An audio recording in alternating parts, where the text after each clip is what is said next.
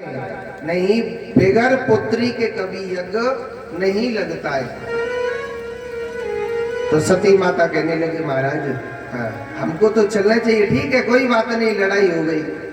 और सुनो महाराज, कहते हैं कि भगवान का सत्संग होता है या भगवान का नाम लिखता है, वहां तो बिगर बुलाए जाना चाहिए। बोले बाबा कहने लगो जानो तो चाहिए, मगर बिगर निमंत्रण के, बिगर निमंत्रण के, बिगर निमंत्रण के नहीं जाना चाहिए। तो कहने लगे ठीक है, बिगर निमंत्रण के चले जाना तो चाहिए, मगर एक बाप की बेटी को, पिता की पुत्री को बिगर निमंत्रण के नहीं जाना चाहिए। अब एक बात बोलूं, माताओं की अगर इच्छा होती है गांव जाने के लिए और पिताजी जब मना कर देते तो वो मुंह फुला के बैठ जाती कि नहीं बैठ जाती। सती माता से भगवान भोलेनाथ ने मना कर दिया, आपको अपने गांव में बिल्कुल नहीं जाना। तो सती माता मुंह खोला के बैठ गई।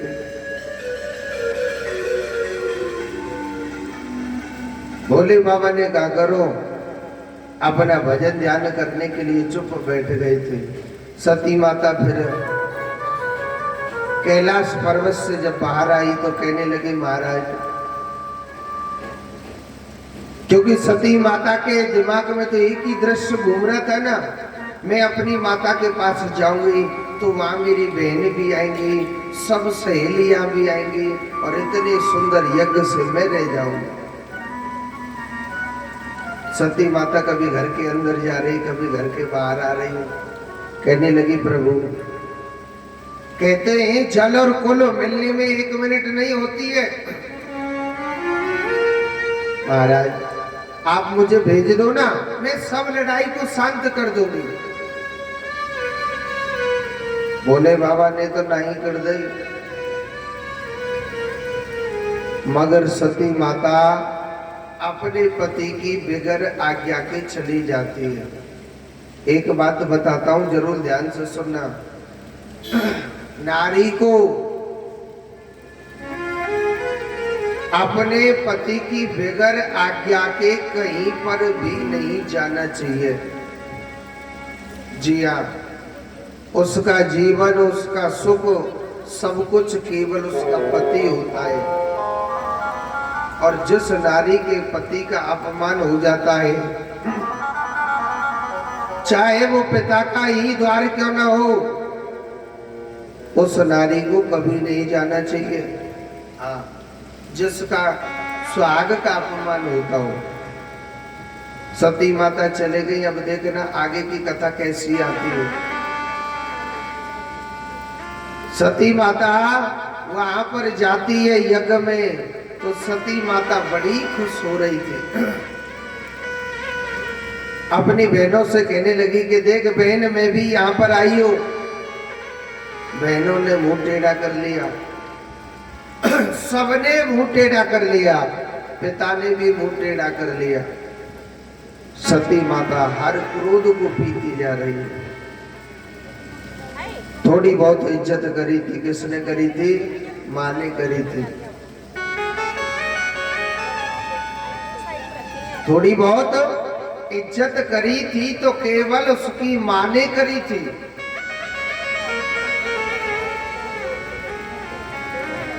मगर सती माता हर क्रोध को पीती जा रही थी। यज्ञ मंडप में देखा, कहते हैं कि कोई भी पूजा करो आप, 3 देवताओं के आसन सबसे पहले लगते हैं, ब्रह्मा, विष्णु और महेश, भगवान शंकर का। सती माता ने देखा था वहां पर सबके आसन लगे, मगर भगवान भोलेनाथ का आसन नहीं लगा हुआ। सती माता पर ये क्रोध नहीं किया गया। और मैं एक बात बताता हूं,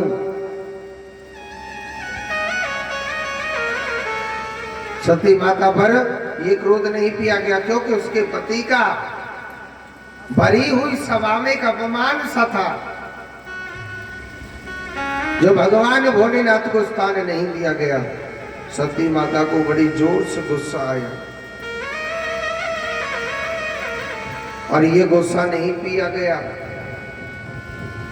अपने पिता को डांट लगाने लग रही क्योंकि पिता को दंड नहीं दे सकती है। नहीं तो आने वाला समय ऐसा आता, हर बाप की बेटी अपने पिता को दंड देती। कहने लगी पिताजी आप कैसे मेरे पिता हो? अरे जिस भगवान भोलेनाथ को पाने के लिए ऋषि मुनि युग युग तपस्या करते हैं, तब जाकर के भगवान भोलेनाथ के दर्शन होते। आपको भगवान भोलेनाथ के दामाद के रूप में मिले, फिर भी आप इतनी नफरत करते हो, बड़ा आपको अपमान हो गया। पिताश्री मैं आपको दंड तो नहीं दे सकती हूँ और मैं अपने घर भी नहीं जा सकती हूँ। कहते हैं शास्त्रों में चाहे नारी हो चाहे पुरुष हो, नारी को 3 लोगों का कभी अपमान नहीं सहन करना चाहिए। या तो दंड दो और या वहां से चुप खड़े होकर चले जाओ। सबसे पहले है नारी का पति। अगर किसी नारी के पति का अपमान होता हो, आप उससे दंड दो, चाहे कोई भी क्यों ना हो। और अगर दंड देने लायक हिम्मत नहीं है आप में, तो वहां से चुप खड़े होके आ जाओ, दोबारा कभी मत बैठो। दूसरा है गुरु। कभी अपने गुरु का अपमान नहीं सहन करना चाहिए। या तो उसे दंड दो, नहीं तो वहां से चुप खड़े होके आ जाओ। और तीसरा कौन है? गौ माता। आपको मालूम है ये गौ माता भगवान श्री कृष्ण ने कभी अपनी जसोदा मैया की सेवा नहीं करी। स्वयं त्रिलोकपति ये नारायण है और गौ माता की कितनी सेवा करी। ये कितनी बड़ी माँ है, स्वयं भगवान ने इसकी सेवा करी। इसका कभी आप सेवा न कर सके तो आपका अपमान करने का अधिकार कभी नहीं है।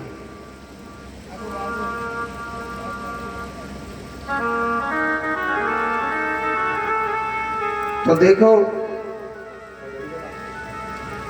सुखदेव जी कहते हैं परीक्षित, गौ माता इधर सती माता को बड़ी जोर से गुस्सा आया, अपने घर नहीं जा सकती है। नहीं तो भगवान भोलेनाथ क्या कहेंगे, आप तो अपने बाप की बड़ी लाडली बेटी है, आप कैसे आ गई? दंड भी नहीं दे सकती है क्योंकि पिता है। आने वाले समय में हर बाप की बेटी अपने पिता को दंड देती। सती माता ने कहा करो, तुरंत अपने प्राण और उस यज्ञ में त्याग दिए। राजा ने बैठ जा भैया, कूलर लगा रखो, कूलर छोड़ के इसको बदलो। तो दंड भी नहीं दे सकती है, तो सती माता ने अपने प्राण त्याग दिए। तो भगवान शंकर जी के एक भक्त थे और जब उन्होंने बताया, महाराज भगवान भोलेनाथ को बताया था, महाराज सती माता ने अपना देह यज्ञ में त्याग दिया है। भगवान भोलेनाथ भोला तो है और जब गुस्सा आवे ना तो पतो काके में कालों का महाकाल, यानी जो काल दुनिया को लेने जाता है मेरा भोलेनाथ उस ताल को लेने के लिए जाता। भोले बाबा ने कहा करो, अपने सर से एक जटा उखाड़ी और एक जटा नीचे धरती में दे मारी थी। उसमें से वीरभद्र नाम का मानव प्रकट हो गया। कहने लगा महाराज मेरे लिए क्या आज्ञा है? भगवान कहने लगे जाओ, तुम्हें मेरी आज्ञा है, आप मेरे अंश से सम्मिलित हैं। हे वीरभद्र, दक्ष प्रजापति के यज्ञ को विध्वंस कर दीजिए। भगवान भोलेनाथ के गढ़ सीधे दक्ष प्रजापति के यज्ञ में जाते हैं। जब भगवान भोलेनाथ का अपमान हो रहा था, किसी का हाथ तोड़ दिया, किसी का पैर तोड़ दिया, किसी के दांत तोड़ दिए, किसी की दाढ़ी उखाड़ दी और दक्ष प्रजापति का सिर धड़ से अलग कर दिया। पूरे यज्ञ को विध्वंस कर दिया। सारे प्रजापति रोने लगे। महाराज ब्रह्मा जी की तपस्या करी, स्तुति करी, हे ब्रह्मदेव विनाश करते तो दक्ष के अपमान का करते, अहंकार का करते। महाराज ये प्रजा कैसे जिएगी, ये प्रजा कैसे रहेगी? हे प्रभु हमारी रक्षा करें, हमारे दक्ष महाराज को जीवित करिए। ब्रह्मा जी कहने लगे भैया मैं जीवित नहीं कर सकता हूं, मेरा तो जन्म देने का कार्य था। जिस भगवान ने विनाश किया है उसी की स्तुति करो, वही तुम्हारी रक्षा करेंगे। कहने लगे महाराज कैसे करें हम प्रार्थना? भगवान भोलेनाथ तो बड़ा भयंकर गुस्सा में, भोलेनाथ बड़े भयंकर क्रोध में। उन्होंने कहा कि भगवान भोलेनाथ जितने गुस्सा में रहते हैं ना, वो उतने ही ठंडे, आप चिंता न करें। क्योंकि भगवान भोलेनाथ को क्या कहते हैं कि कर्पूर गौरम करुणावतारम। भोलेनाथ को ने करुणा के अवतार है, ये करुणा का प्रतीक है। आप चिंता न करें, आप उन्हीं भगवान भोलेनाथ को मनाइए और यही भोलेनाथ आपकी रक्षा करेंगे। भोले बाबा की स्तुति करी, प्रार्थना करी, भगवान शंकर प्रकट हो जाते हैं। भगवान शंकर प्रकट हो गए तो कहने लगे लाला हम तुम्हारे दक्ष महाराज को जीवित कर देंगे तो हमें क्या मिलेगा, हमें तो कछु मिलेगा ना। तो सारे प्रजापति कहने लगे, देवता लोग कहने लगे महाराज आपके लिए श्राप दिया है कि यज्ञ में आहुति कोई नहीं देगा, मगर हम आपको वरदान देते हैं जो यज्ञ की आहुति फैलेगी वो तुम्हारे ही नाम का भाग रहेगा। यज्ञ की जो हवन करते कि नहीं करते सब लोग, इधर उधर हवन सामग्री फैल जाती है, आप डालते तो पंडित जी मना करते ना ऐसे मत जाड़ो, क्योंकि वो भगवान भोलेनाथ का ही हिस्सा माना गया है। भगवान ने कहा कि आप अपने सीधे घर जाओ, रास्ते में जो मिल जाए उसका शीश काट के लगा देना। तो सारे प्रजापति सीधे जा रहे थे, जलेबी से निकलते हुए प्रताप की झोपड़ी पे पहुंचे। वहां पर देखा था एक बकरा खड़ा हुआ था। क्या खड़ा हुआ था? बकरा। तो बकरे का शीश काट के और दक्ष प्रजापति के सर पर रख दिया, तन पे रख दिया था। उनका बकरे का मुंह हो जाता है और बकरा बोलता है बम बम कह के। तो भोले बाबा को एक नाम और दरगो कहा, बम बम भोलेनाथ। बोलिए बम बम भोलेनाथ की। एक बार जोर से बोलो। इन्हीं सती माता का अगला जन्म हिमालय के घर में हुआ और नाम क्या रख दिया था? पार्वती। पार्वती नाम रख दिया। भगवान नारद जी ने सारी बातें बताई पार्वती माता को कि आपके पिछले जन्म में भगवान शंकर आपके पति थे। तो पार्वती माता ने फिर दोबारा तपस्या करी। भगवान भोलेनाथ प्रसन्न हो गए कि मांगो, क्या मांगना चाहते हैं। कहने लगे महाराज मैं आपको अपने पति के रूप में चाहती हूँ। भांग खाए के तो होश न रे भाई, तथास्तु कह दिया। अब सोचने लगे भैया हमने तो कह दी कि हम ही आपके पति बनेंगे। अब भोलेनाथ की शादी हो रही है। दो छोटे छोटे से ग्वाल वाले ये ना चुप बैठे। तो आज भगवान भोलेनाथ शादी कैसी हो रही है ध्यान से सुनना।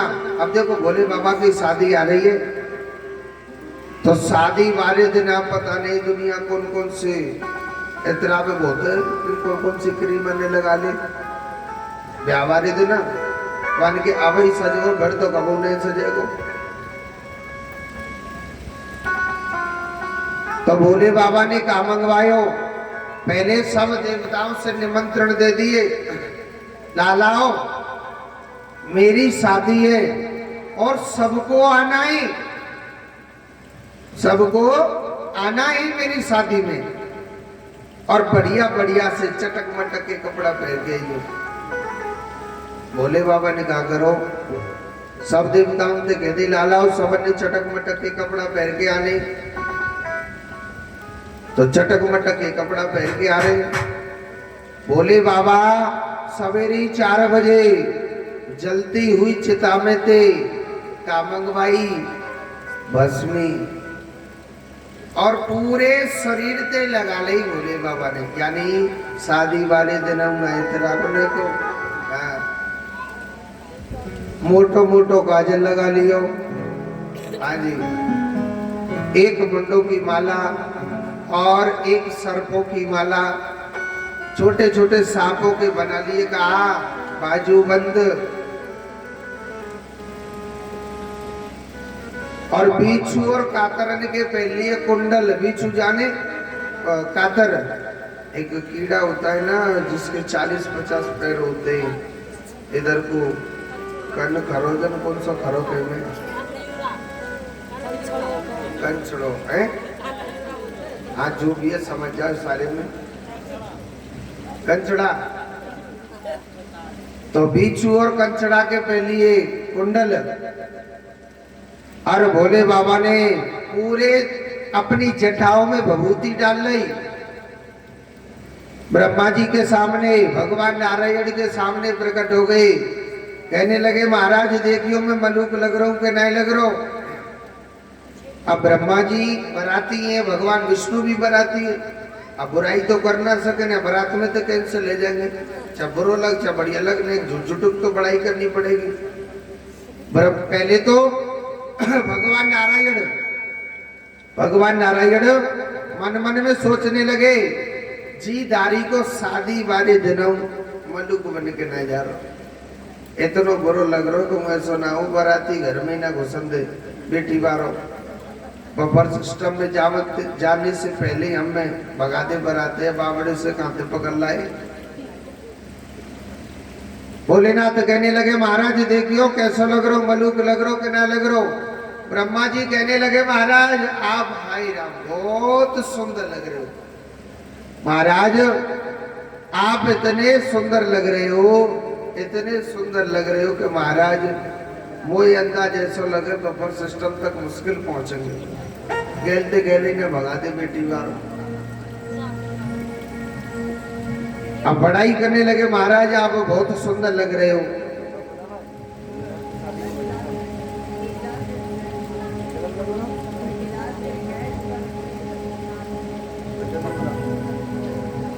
तो आज देखो भगवान भोलेनाथ बड़े चटक मटक के कपड़ा पहन करके सब देवताओं ने पहन रखे। अच्छा सुनो पता नहीं कौन कौन सी गाड़ी लेके जाते, शादी में जाते कि नहीं जाते। हमारे भोले बाबा की बगैर पेट्रोल की गाड़ी कहा ना दिया। भूख लगे तुरंत रोक ले, खा ले घास और चल भैया। तो आज भगवान भोलेनाथ, अच्छा देखो देवता लोग थोड़ा दूर दूर जा रहे थे और भोलेनाथ आगे आगे जा रहे हो। भोले बाबा सोचने लगो, अरे बोल इन्हें मेरो होगो, मेरो ही कार है। अच्छा मिक्सर बंद है, वो मिक्सर को तार है। भोले बाबा को भजन निकाल, कितने चक्कर आ रहे हैं उस टाइम में।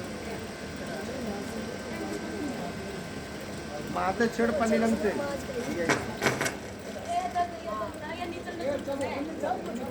हाँ चक्कर आ रहे हैं।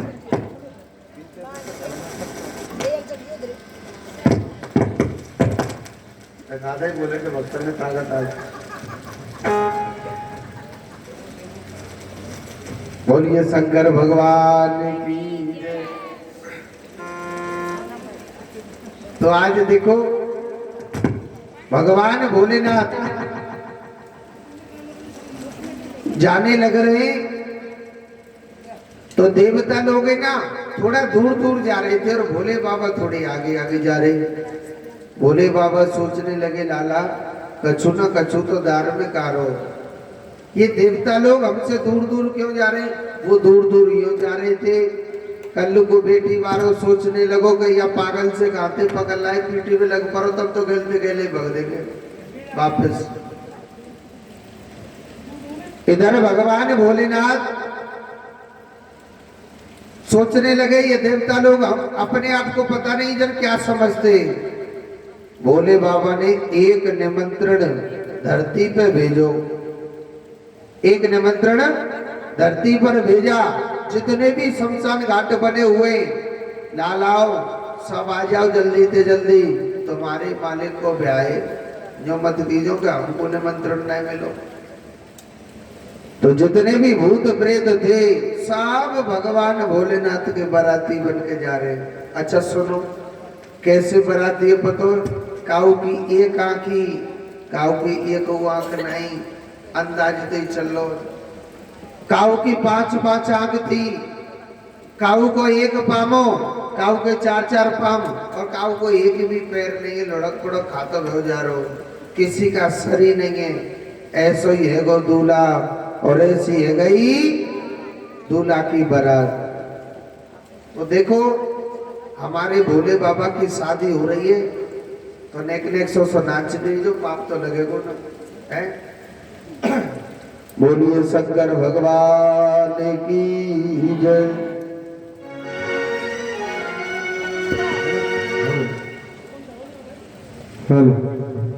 बोलिए शंकर भगवान की।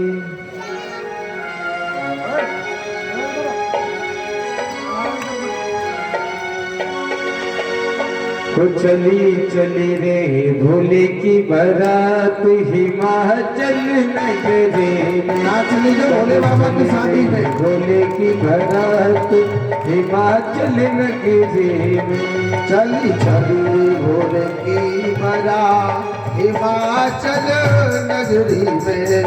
और नगरी में हिमाचल नगरी में, नगरी में हिमाचल नगरी में। चली चली रे भोले की बारात हिमाचल नगरी में। चली चली रे भोले की बारात हिमाचल नगरी में। एक बोलो शंकर बात बोलो मैया। अगर आपके बच्चा की शादी होती तो आप खूब नाचते कि न नाचते। यहाँ भगवान की शादी हो रही है। शास्त्रों में कहिए जो भगवान की शादी में नाच लियो 84 लाख योनियों में कभी नहीं नाचेगा। 84 जाने कहते कि मैं कुत्ता बनना, बिल्ली बनना, हाथी बनना, और जो जाना नाचो तो पक्को 84 की तैयारी करो। जहाँ पे नाच बना पे कुर्सी पे धरो धरो मटक तो रे। हरि बोल।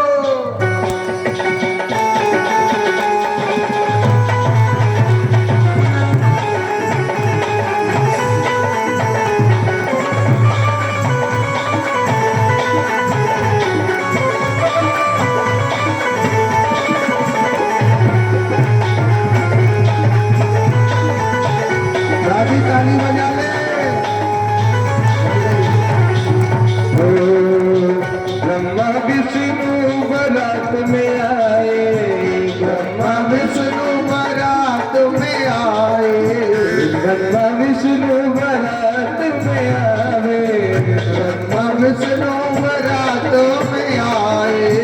नाचता कन्हैया हिमाचल नगरी में चली रे भोले की बारात हिमाचल नगरी में।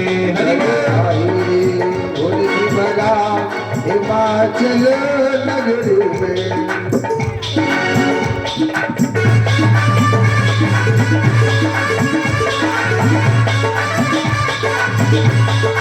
जाओ भोले बाबा की।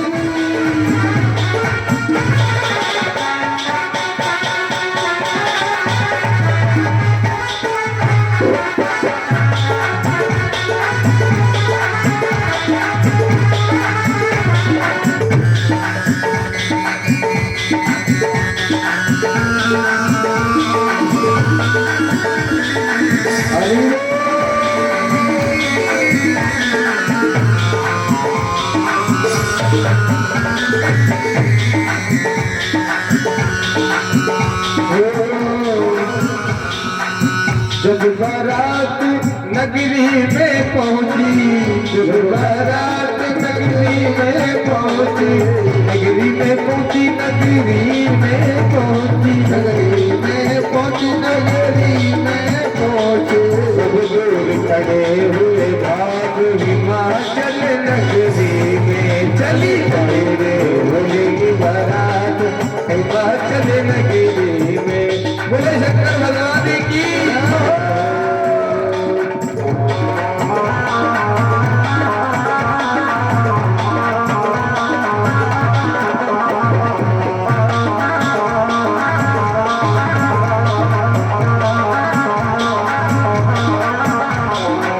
चंद्र सखी बजवान कृष्ण कवि, चंद्र सखी बजवान कृष्ण कवि, आनंद आयो हिमाचल नगरी में चली आई भोले की बारात हिमाचल नगरी में। चली चली रे भोले की बारात हिमाचल नगरी में चली चली रे भोले की बारात हिमाचल नगरी में। बोलो शंकर भगवान की जय। एक बार जोर से बोलो। अब नीचे धर जाओ सब जने। तो आज देखो, तो आज भगवान भोलेनाथ बड़ा सुंदर बड़ा प्यारा भगवान भोलेनाथ की शादी हुई। आप हम सब जानते हैं पार्वती माता पर 2 पुत्रों की प्राप्ति हुई, श्री गणेश जी महाराज और कार्तिकेय जी की। एक बार जोर से बोलो। आगे की कथा बड़ी सुंदर आती है, ध्यान से सुनेंगे। जिससे कहते हैं, मैंने आपको बताया मनु महाराज की 3 बेटी थी, देवूति, आकुति, प्रसूति। इनके 2 बेटा भी थे, प्रियव्रत और उत्तानपाद। राजा उत्तानपाद को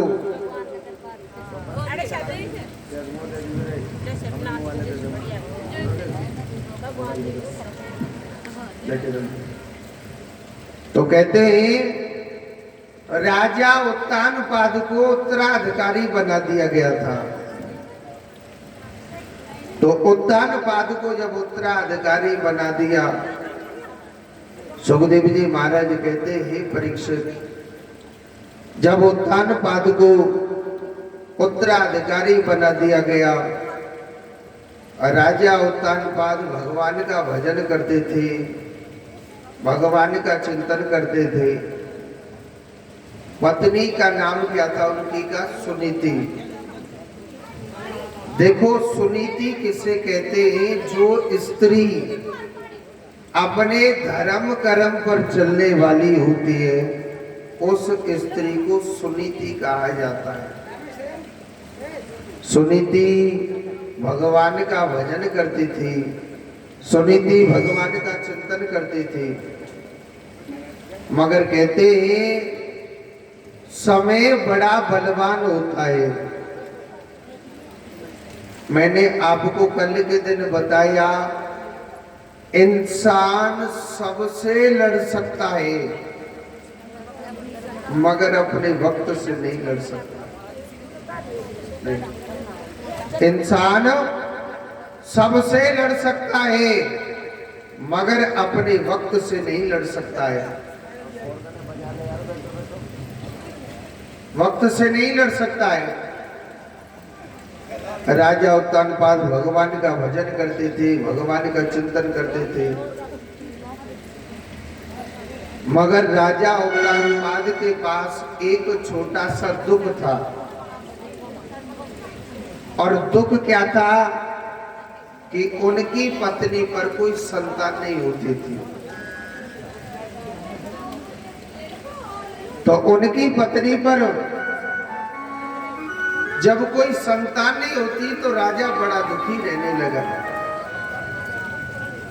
राजा उत्तानपाद भगवान का भजन करते थे, भगवान का चिंतन भी करते थे।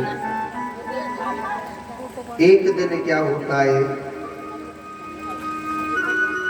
रानी सुनीति अपने मन में सोचने लगी, राजाओं का कर्म होता है राजपाट 100 पीढ़ी तक चले,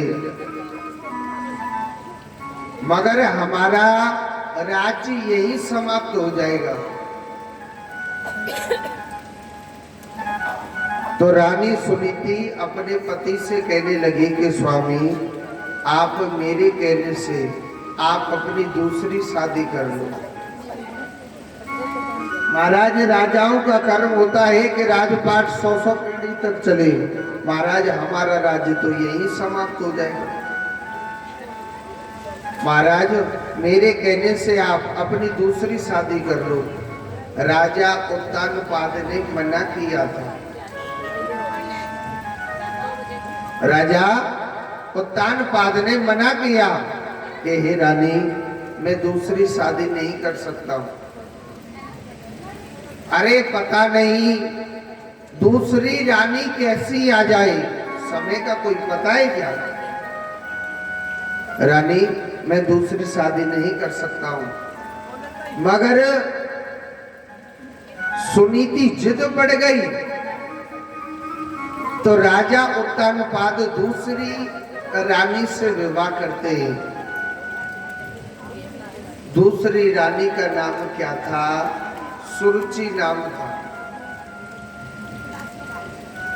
सुरुचि किसे कहते हैं? जो स्त्री अपने आप को ज्यादा सुंदर समझने वाली हो, अपने कार्य में ज्यादा रुचि लेने वाली हो। जब रानी सुरुचि से विवाह करके आ रहे थे तो रानी सुनीति दरवाजे पर पूजा की थाली लेके खड़ी हुई थी। सोचने लगी, मेरे पति दूसरी शादी करके आ गए, नाते में छोटी बहनी तो लगेगी। तो पूजा की थाली लेकर के दरवाजे पर खड़ी थी स्वागत के लिए, मगर ना जाने, कहते हैं ना कि समय बड़ा बलवान होता है।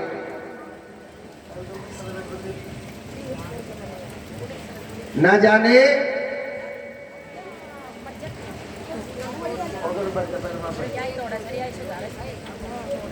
जाने छोटी रानी के मन में कैसा भाव उत्पन्न हुआ। कहने लगी, महाराज ये दरवाजे पर स्त्री खड़ी है, ये कौन है? कहने लगे, ये हमारी ना बड़ी रानी है। अच्छा बन गया।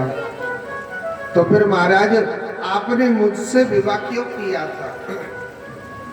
और आपने जब मुझसे विवाह किया है, पहले इस बड़ी रानी को घर से बाहर भगा दीजिए, तो ही मैं आपके घर के अंदर आऊंगी, नहीं तो मैं नहीं आ रही।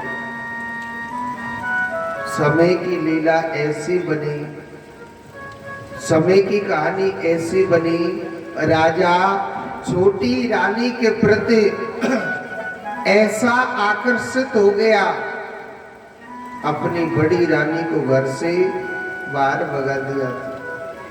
बड़ा राजा था, किसी पुराने महलों में छोड़ दिया। छोटी रानी राजा को बड़ी रानी के पास नहीं जाने देती थी।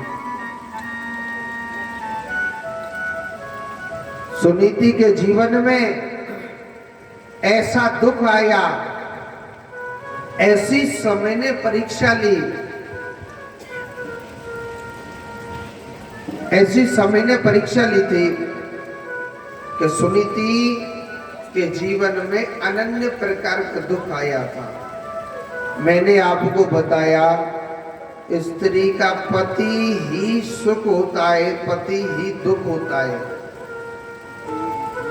आज जब पति ने त्याग दिया, ऐसा जीवन में दुख आया, ऐसा जीवन में दुख आया। देखो, पिता ने भी त्याग दिया, भाइयों ने उसे त्याग दिया, संसार ने ना जाने कैसे कैसे ताने मारने लगे, मगर सुनीति ने मेरे कन्हैया की शरण ली थी, मेरे भगवान की शरण ली थी, मेरे गोविंद की शरण ली थी।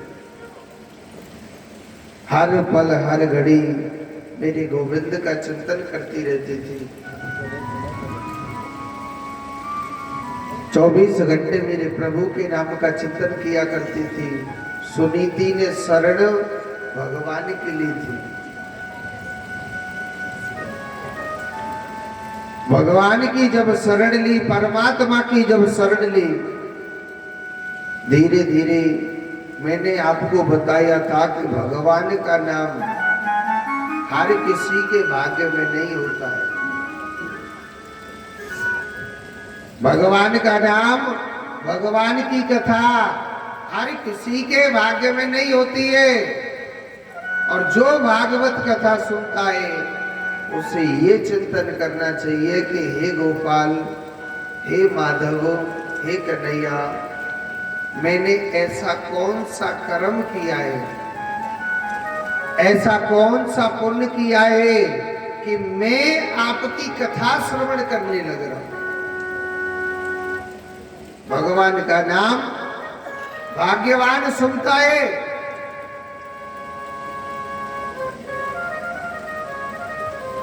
सुनीति भगवान का भजन करते थे।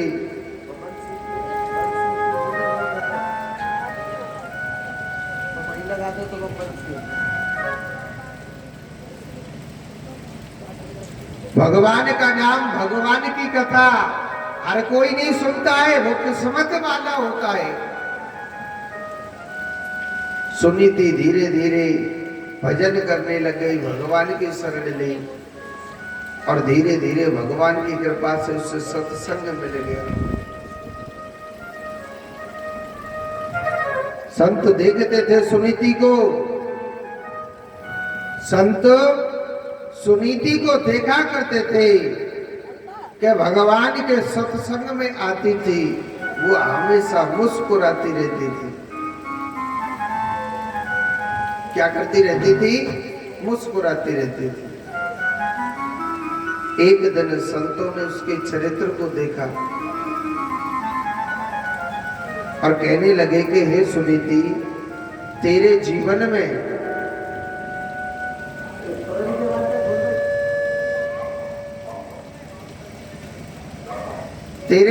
में इतना दुख है।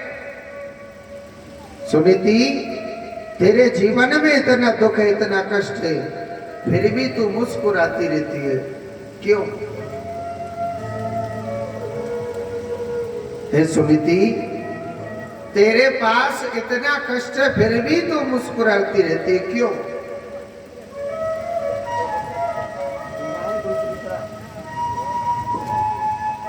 तो कहने लगी, महाराज एक बात बताइए, इस संसार में मैं रोऊं तो किसके आगे रोऊं महाराज? क्योंकि ये दुनिया बड़ी विचित्र है। मैं एक बात बताता हूं, आप किसी के भी आगे रो लेना। वेद कहता है कि जीव को किसी के आगे रोना नहीं चाहिए। अगर आपके पास कोई भी दुख हो, क्योंकि ये दुनिया बड़ी विचित्र है। आपके दुख को रो करके पूछ लेगी और हंस करके उड़ा देगी कि फलाने के घर में ना ऐसा होने लग रहा। दुनिया आपके दुख को रो करके पूछ लेगी और हंस करके उड़ा देगी कि फलाने के घर में ऐसा होने लग रहा।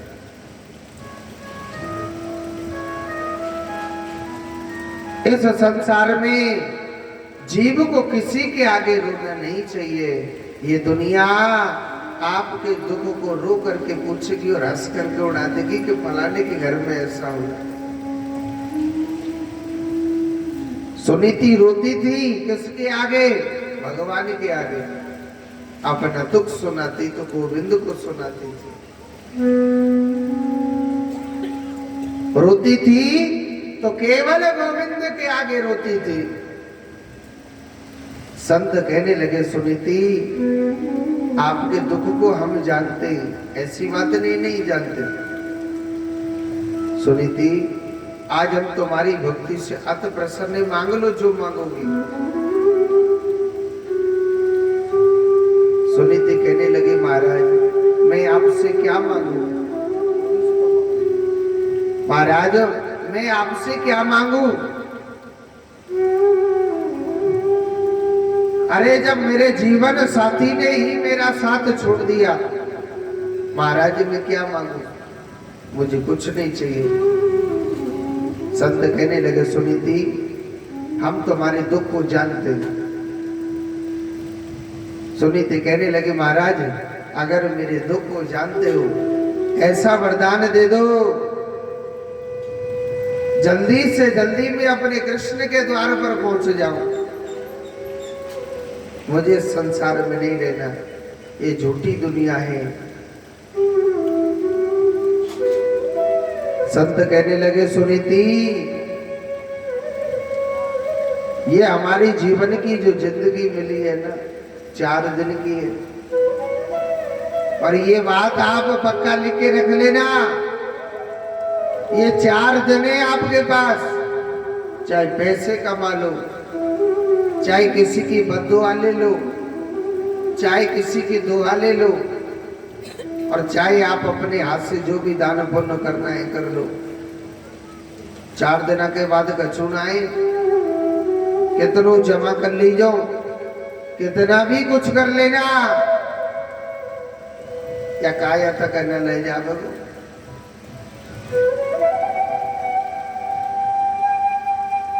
महाराज एक ही वरदान दे दो, मैं अपने कृष्ण के द्वार पर पहुंच जाऊं।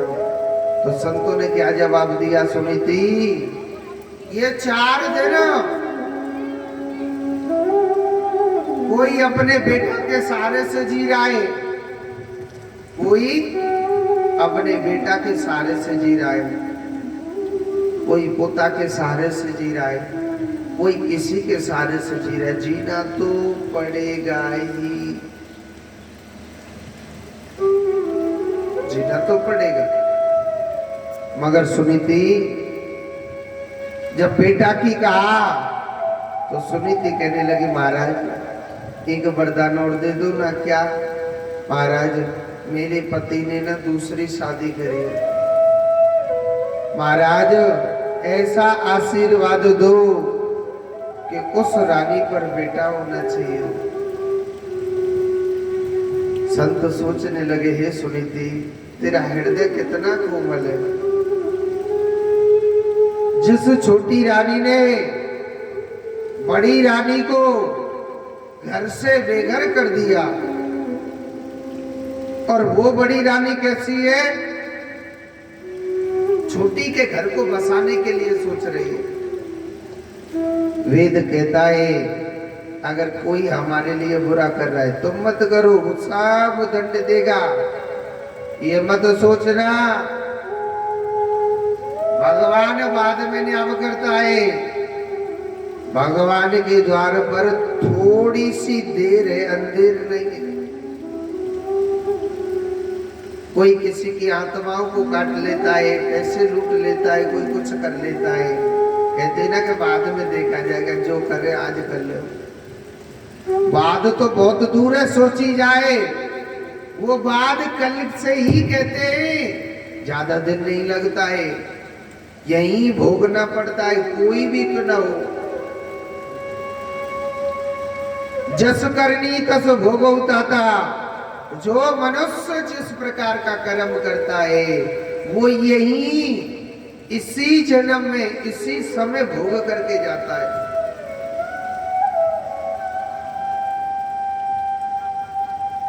संत कहने लगे, हे सुनीति, आप कहती हैं तो जरूर बेटा होगा उस पर, आप भी तो कुछ मांगो। उसने कुछ नहीं मांगा, उसने कुछ भी नहीं मांगा।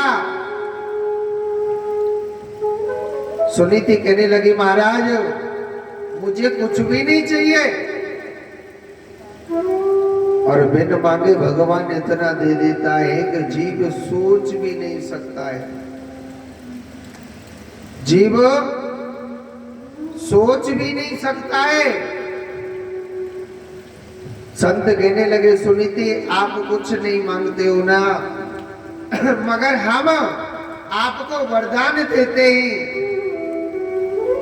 आप पर एक सुंदर भगवान का परम भक्त एक बेटा आप पर भी होगा। संत आशीर्वाद दे करके वहां से चले जाते हैं। संत जब आशीर्वाद दे करके चले गए, मगर कहते हैं कि भगवान की लिखी को कोई नहीं मिटाता है।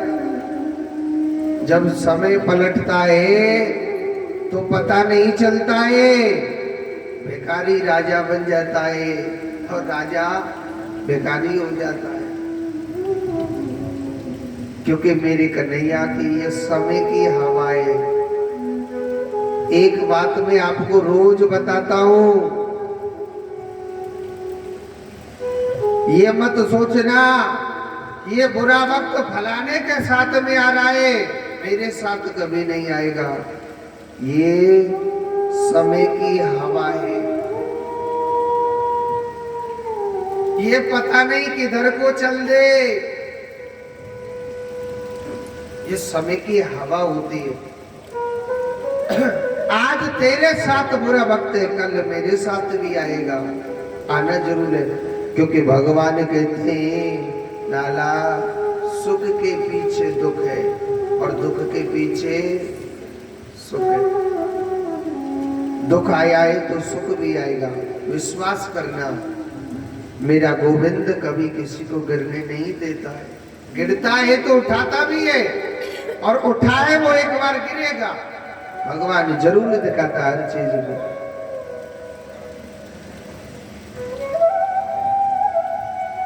एक दिन राजा उत्तानपाद शिकार खेलने जा रहा था, पुराने महलों के सामने से निकल रहा।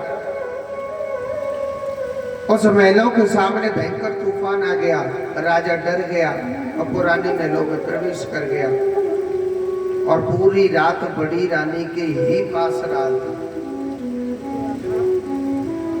ऐसी गोपाल की कृपा हुई, उस रातों ही रात उस बड़ी रानी के घर में ठहर जाता है। इधर छोटी रानी के घर में ठहर गया, इधर छोटी रानी के भी घर में ठहर गया।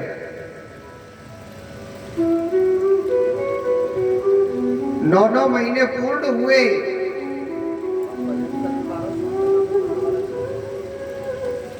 9 महीने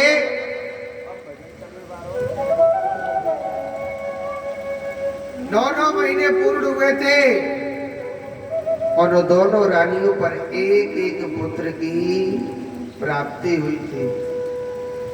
छोटी रानी के पास तो ये सब कुछ था। अपने बेटे का जन्मोत्सव खूब धूमधाम से मनाया, खूब धूमधाम से मनाया।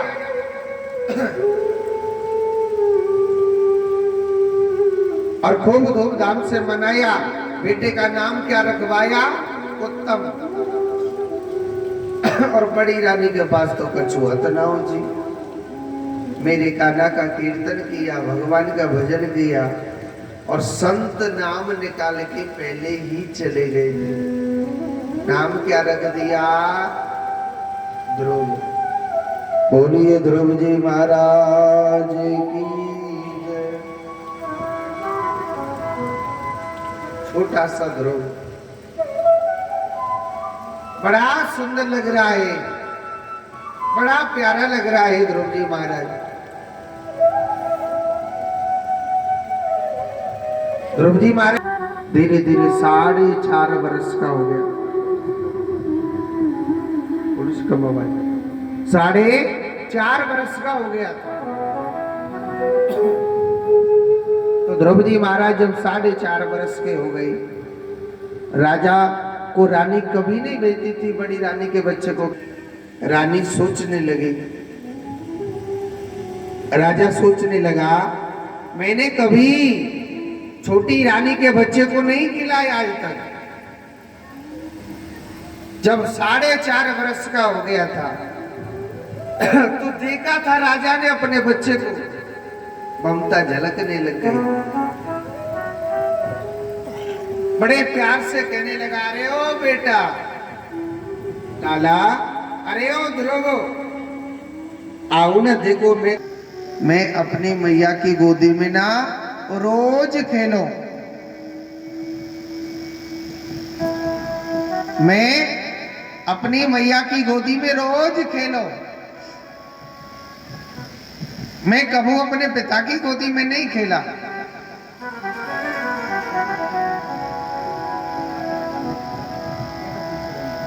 छोटा सा बालक ध्रुव श्री सुखदेव जी कहते हैं, परीक्षित,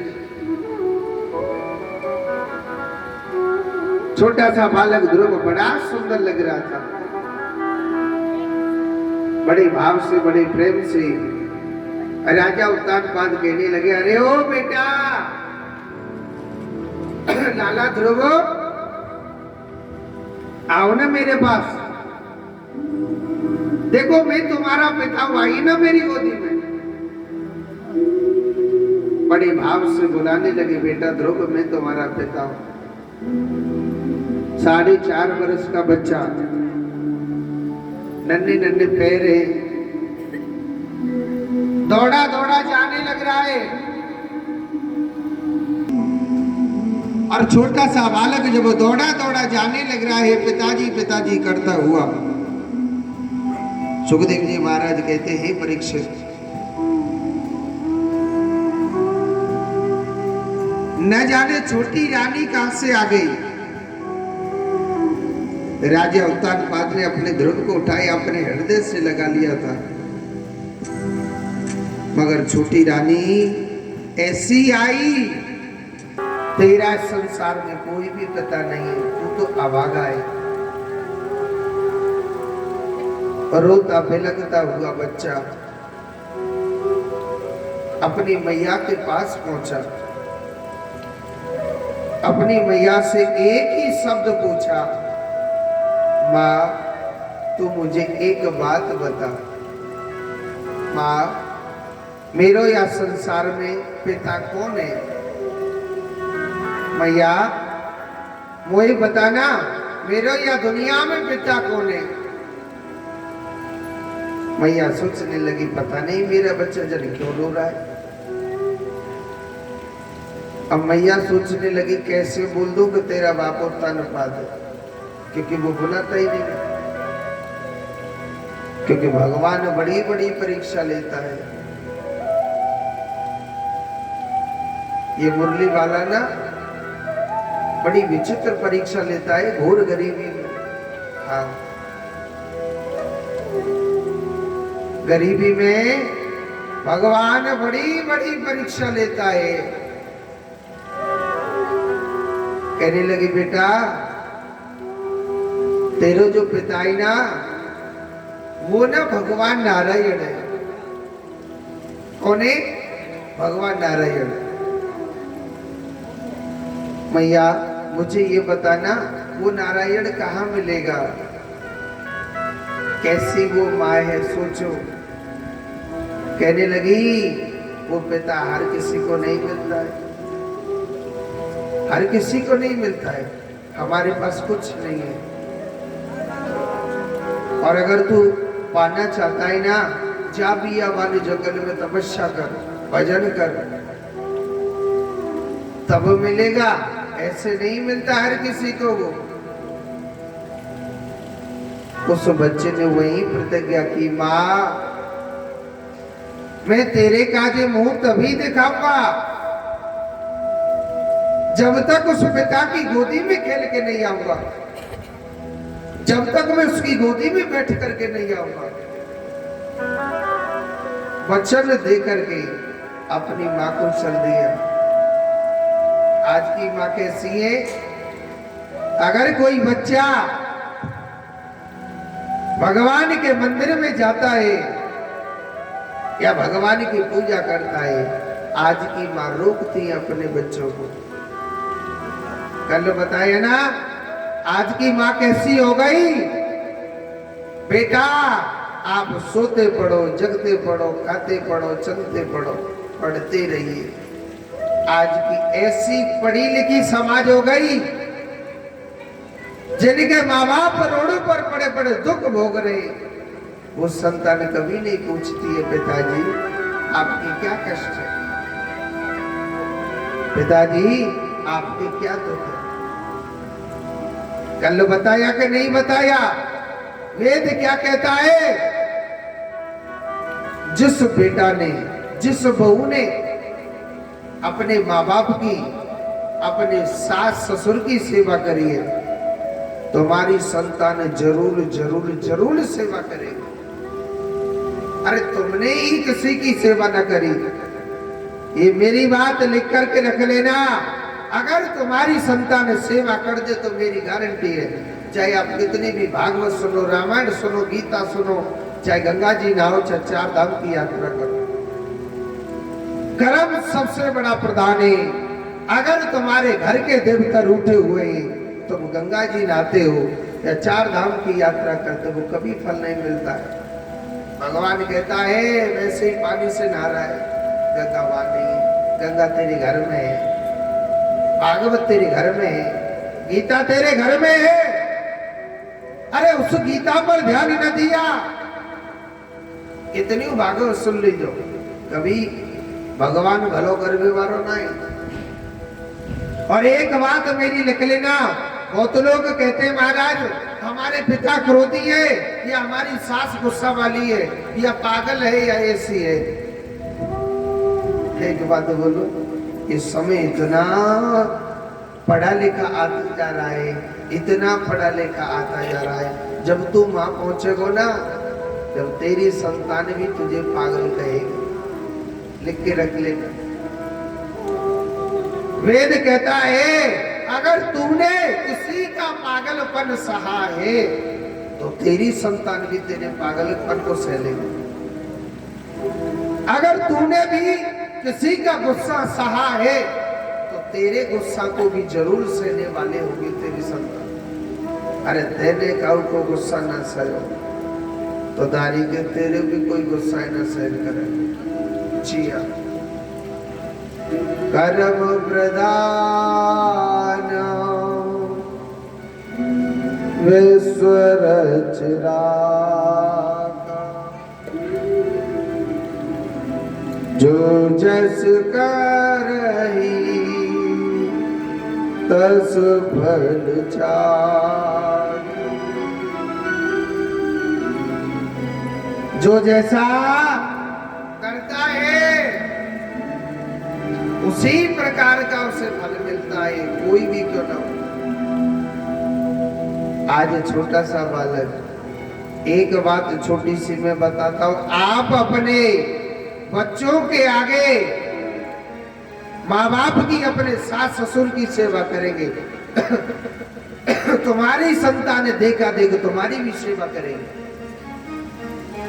आप अपने बच्चों को भगवान का भजन कराओगे, अरे पढ़ाई पढ़ाओ ऐसी बात नहीं, नहीं पढ़ाओ, मगर अपनी संस्कृति को मत भुलाइए, अपनी संस्कृति को मत भुलाइए कि माँ बाप की सेवा करना क्या होता है। हम लोग अपनी संस्कृति को भुलाते जा रहे हैं, तभी तो आज की समाज कैसी होती जा रही है। किसी को किसी में प्रेम नहीं है, बताया ना कल के दिन। मनुष्य जानता सब है मगर सोचता नहीं है, मानता नहीं है। ये सबको मालूम है कि दूध पीने से ताकत आती है, दूध पीने से बुद्धि अच्छी होती है, मगर दूध बेचने वाला घर घर घूमता है, आप दूध ले लो, दूध ले लो, दूध ले लो, मगर दूध कोई लेता ही नहीं है जी। और ये भी सबको मालूम है कि दारू पीने से बुद्धि भ्रष्ट हो जाती है, हमारे धन की हानि हो जाती है, हमारे परिवार में मान सम्मान गिर जाता है। मगर दारू बेचने वाले को देखो,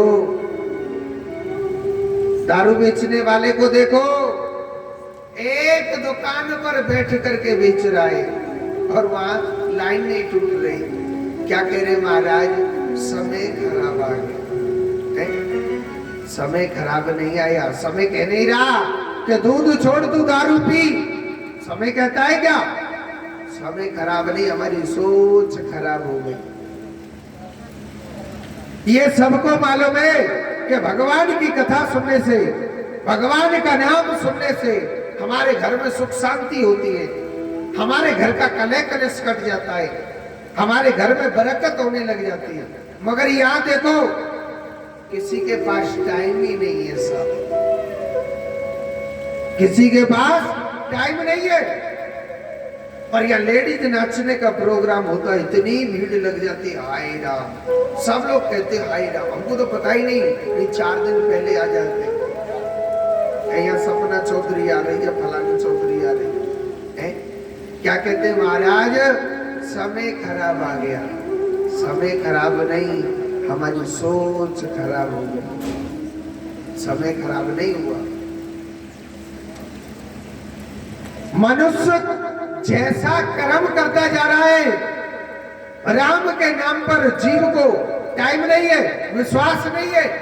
आज देखो हमारे साथ कैसा हो रहा है, आज शादी हो रही है, 2 महीने बाद तलाक हो गया, और बड़े खुशी होकर बताते हैं गुरुजी हमारे ने तलाक हो गया। एक्चुअली आज से 10 साल पहले वो इंसान अपना मुंह नहीं दिखा सकता था जिसके तलाक हो जाता था। जानते थे क्या, जो कर्म कल नहीं हो रहा वो आज कैसा कैसा होने लग रहा है। सगे बाप बेटा में प्रेम नहीं, भाई भाई में प्रेम नहीं, पति पत्नी में प्रेम नहीं है, क्योंकि भगवान कहता है बेटा तेरे पास मेरे लिए टाइम नहीं, तो साढ़े पास भी तेरे लिए टाइम नहीं। जैसा तू करता है वैसा ही भोगता है इंसान।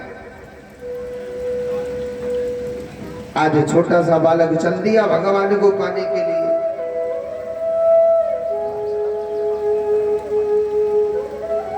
तेरे पास टाइम नहीं है तो मेरे पास भी नहीं है। छोटा सा बालक मेरे भगवान को ढूंढने के लिए जा रहा है। एक बात ध्यान से सुनना, आप कितना भी दान कर लो, कितना भी भजन कर लो, कितनी भी पूजा पाठ कर लो, बगैर गुरु के कभी दान नहीं लगता है, और बगैर गुरु के ना ही कभी भजन लगता है। अब ध्रुव जी महाराज सोचने, ध्रुव का तो कोई गुरु भी नहीं है और वो भगवान को पाने के लिए चल दिया। ध्रुव के तो कोई गुरु भी नहीं है और वो भगवान को पाने के लिए चल दिया। अब छोटे से बालक का तो कोई गुरु भी नहीं है, छोटा सा बालक सीधा जा रहा था, मगर कहते हैं गुरु भी भगवान की कृपा से मिलता है, ऐसे नहीं मिल जाता।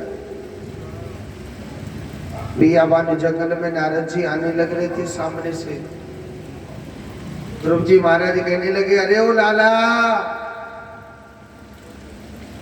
ध्रुव, कैसे बियाबान जंगल में भटकने लग रहे हो?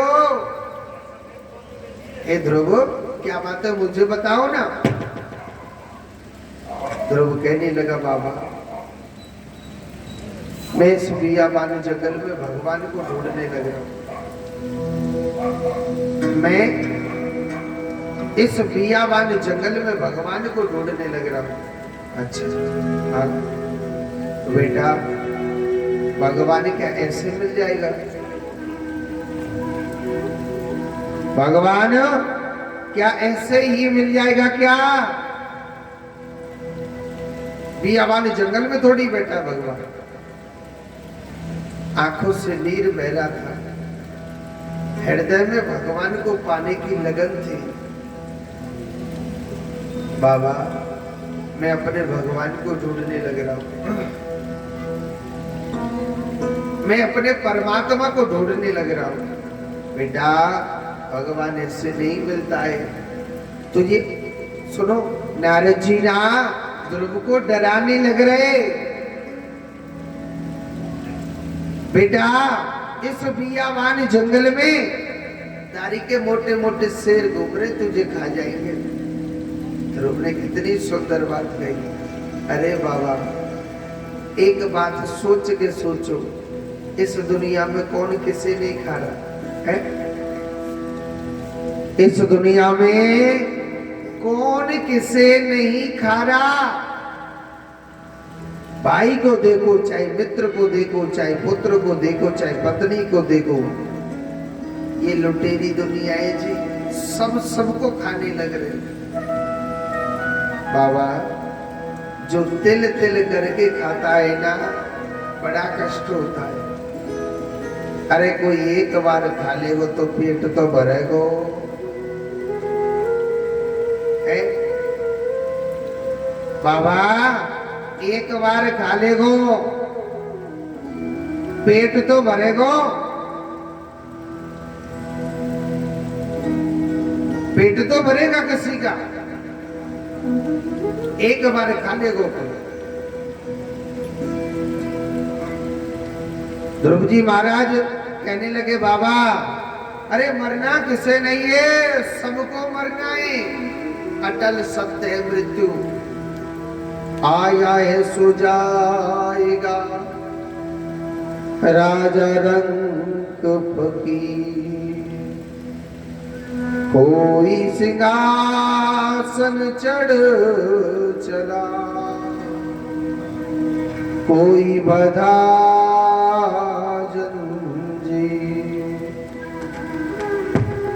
आया है, उसे जाना है, कोई भी करो। बाबा, मैं तो अपने भगवान को पाने के लिए आया, भगवान को ढूंढने लग रहा हूं बाबा, क्योंकि वो कृष्ण दीवाना था, वो नारायण का भक्त था। नारद जी कहने लगे, बेटा आपका तो कोई गुरु भी नहीं है, भगवान को कैसे पालोगे आप? कहने लगा, बाबा आप ही मेरे गुरु जी बन जाओ ना, आपसे बड़ा गुरु कौन हो सकता सर्वश्रेष्ठ। नारद जी कहने लगे, बेटा गुरु तो बन जाएंगे, मगर क्या करोगे आप? अभी से भगवान को पागे, अभी आप छोटे हो, आपकी हंसने खेलने की उम्र है, आप खेलो। ध्रुव जी महाराज की उंगली पकड़ के नारद जी खींच रहे थे, उंगली छीन ली। आप कैसे नारद? अरे मैं तो इस माया से निकल के आया हूं माधव से मिलने के लिए, और बाबा आप मुझे इस माया में ले जा रहे थे, मैं नहीं जाऊंगा। नारद जी सोचने लगे, भैया तू तो बिल्कुल पागल है। और एक बात बोलूं, इस दुनिया में ना सब पागल है। हाँ जी, कहिए ना पागलों की पंक्ति कि कोई पागल है धन दौलत का, कोई पागल बेटा नारी का, और सच्चा पागल वो पागल है जो पागल है मेरे बाके बिहारी का। इस दुनिया में ना सब पागल है। कोई पागल है धन दौलत का, कोई पागल हो रहा है मेरे पास कितना पैसा है, मेरे पास कितना पैसा है। अरे दारी के मरे गो ना जब लेके कछु न जावे को 1 रुपया है। हाँ कितनों इकट्ठो कर लीजिए। तो दादी सो गई है कुर्सी पर, दौड़ते बोलो राधे राधे। सो गए मत भैया। अच्छा आंख बंद करके कथा सुन लीजिए।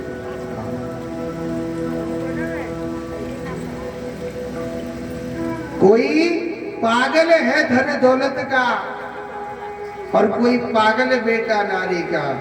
कोई पागल हो रहा है मेरे पास 4 बेटा है बहुत सुंदर है। कोई पागल हो रहा है मेरी पत्नी बड़ी सुंदर है। कोई पागल हो रहा है मेरे पास मकान सुंदर है। पागल सर्वश्रेष्ठ वही है जो मेरे कृष्ण के नाम का होगा,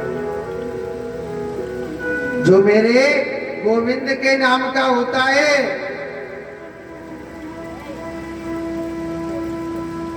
नारद जी महाराज सोचने लगे भैया ये तो कन्हैया के नाम को पागल है, कोई तो दारी को सबल में पारो ना है। उसके लिए वसुदेव गायत्री मंत्र दिया। कौन सा? ओम नमो भगवते वासुदेव। एक बात बोलो, अगर आप अपने बच्चों पर इस मंत्र का जब आप अपने घर में कराओगे ना, आपके बच्चे बहुत अच्छे होंगे, भगवान के परम भक्त होंगे, आपके घर में बहुत सुख शांति होगी। इस मंत्र का जप करना चाहिए। इसी मंत्र से ध्रुव ने भगवान को पाया था। तो 2 मिनट ने मेरे साथ बोल लो।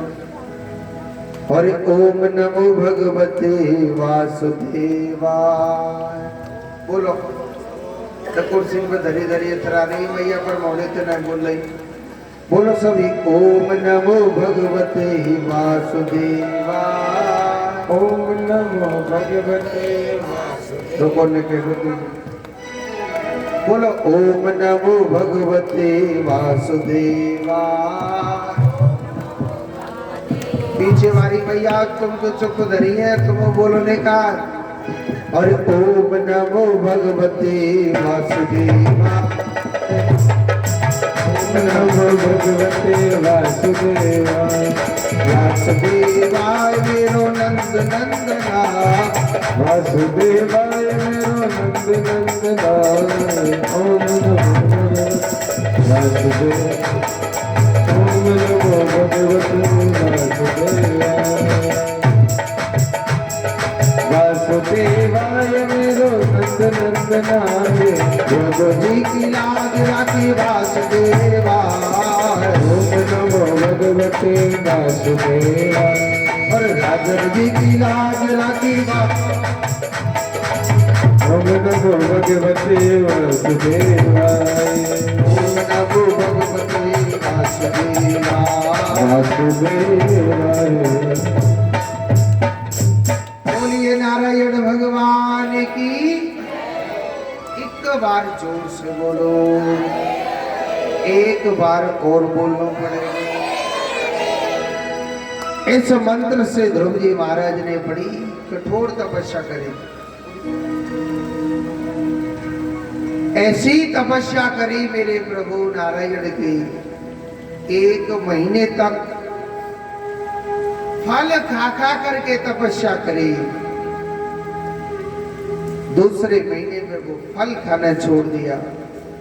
सोचने लगे भगवान मुझे दर्शन नहीं दे रहा, तो 6 दिन में 1 दिन वृक्ष के पत्ते खा खा करके भजन किया। तीसरे महीने में वो भी त्याग लिया, केवल पानी पी करके तपस्या करी थी। और ओम नमो भगवते वासुदेवाय इस मंत्र का जप चल रहा था। चौथे महीने में पानी भी छोड़ दिया, भूखे पेट तपस्या चल रही है।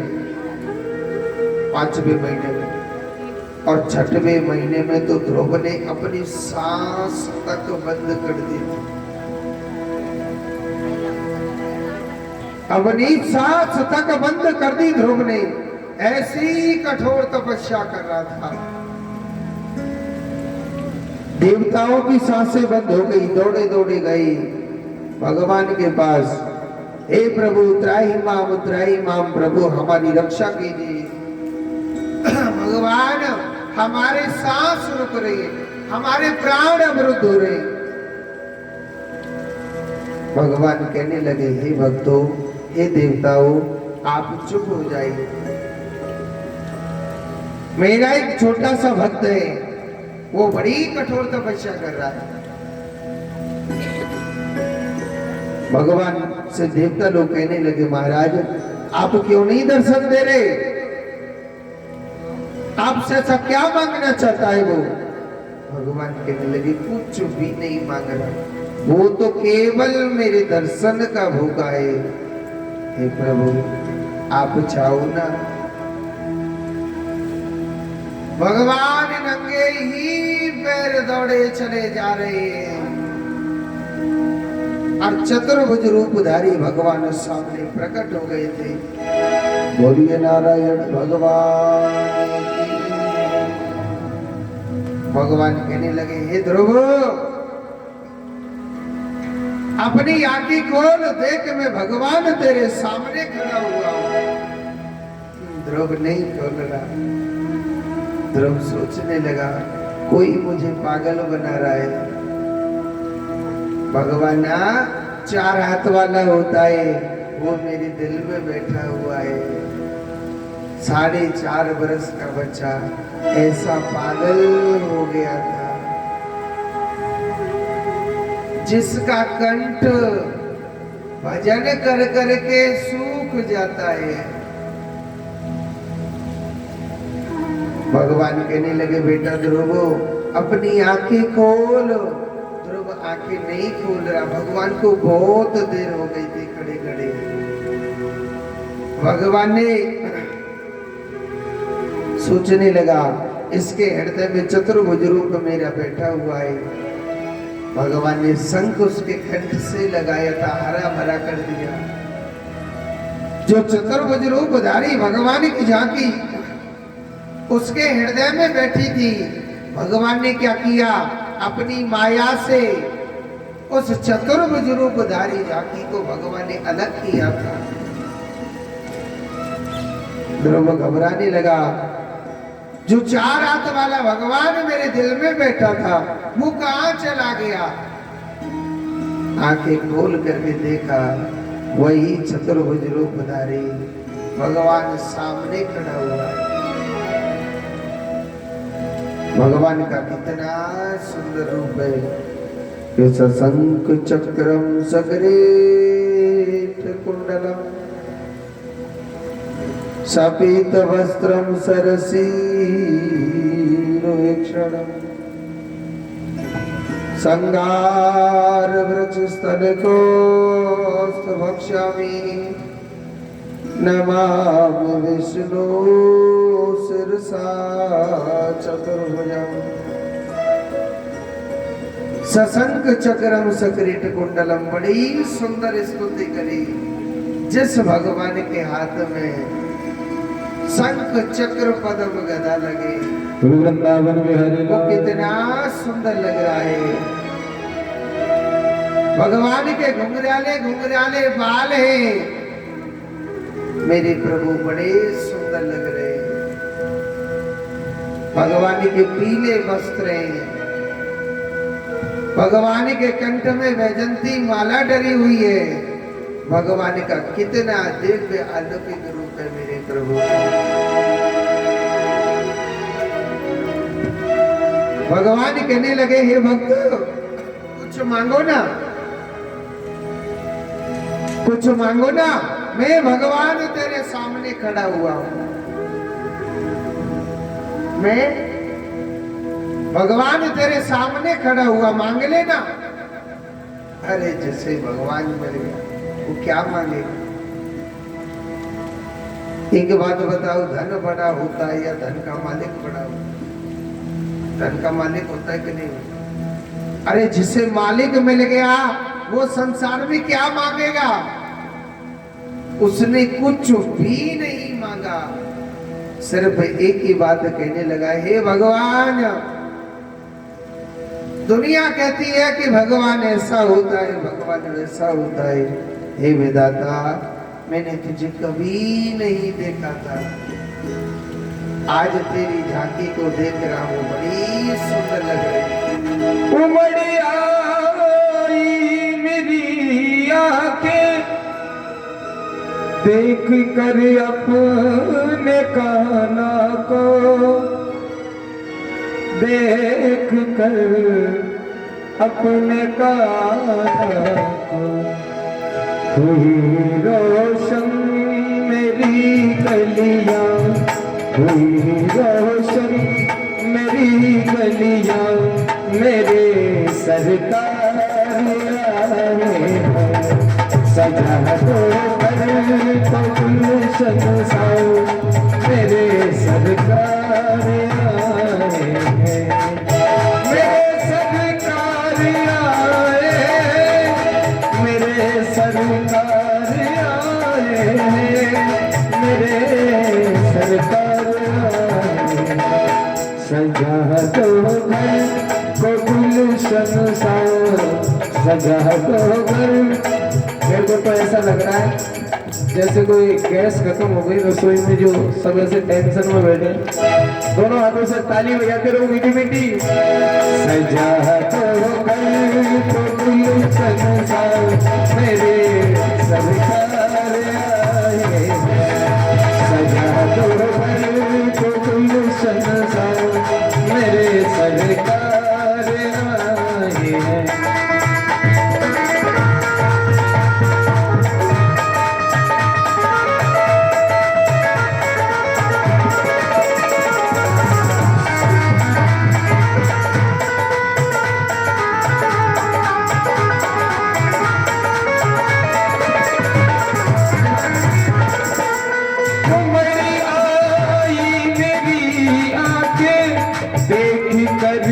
अपने काना को देख कर, अपने काना को।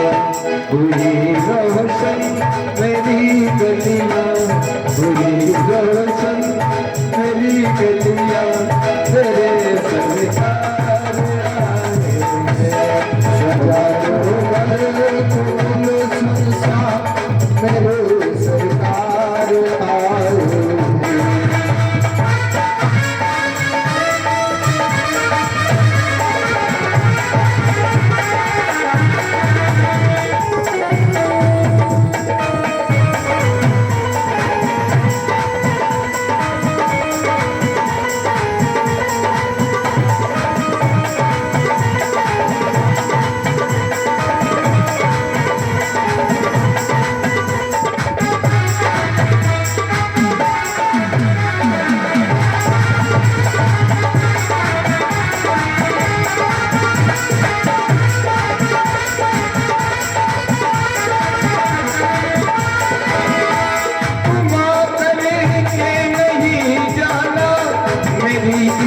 सोनी बगिया में घुमा कर नहीं जाना, मेरी इस सोनी बगिया में, मेरी उस सोनी बगिया में।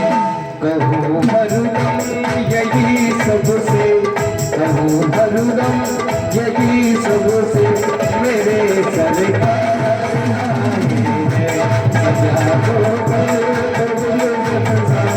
मेरे सरकार आए हैं।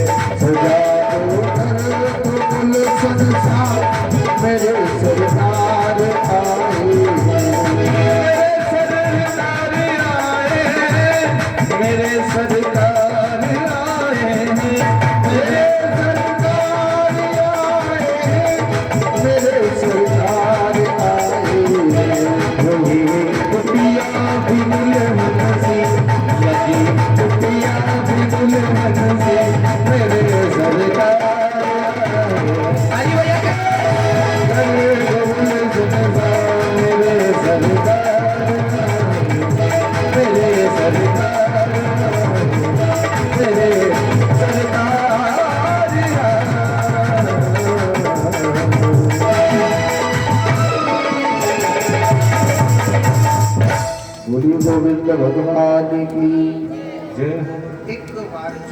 बोलो। एक बार और बोलना पड़ेगा। तो आज देखो श्री सुखदेव जी महाराज कहते हैं परीक्षित, भगवान नारायण छोटा सा बालक ध्रुव बड़ा प्रसन्न हो गया। हे भगवान, आपने मुझे दर्शन दिया। मैंने सिर्फ सुना था कि भगवान के 4 हाथ होते हैं, मगर प्रभु देखा नहीं था।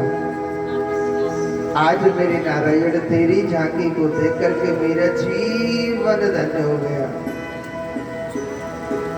हे भगवान, आज तेरी झांकी को देख करके मैं बड़ा गदगद हो गया। भगवान कहने लगे, लाला कछु मांग ले, कुछ नहीं मांगा। और बिना मांगे भगवान इतना दे देता है कि वो जीवन में सोच भी नहीं सकते। भगवान ने ध्रुवलोक का मालिक बना दिया।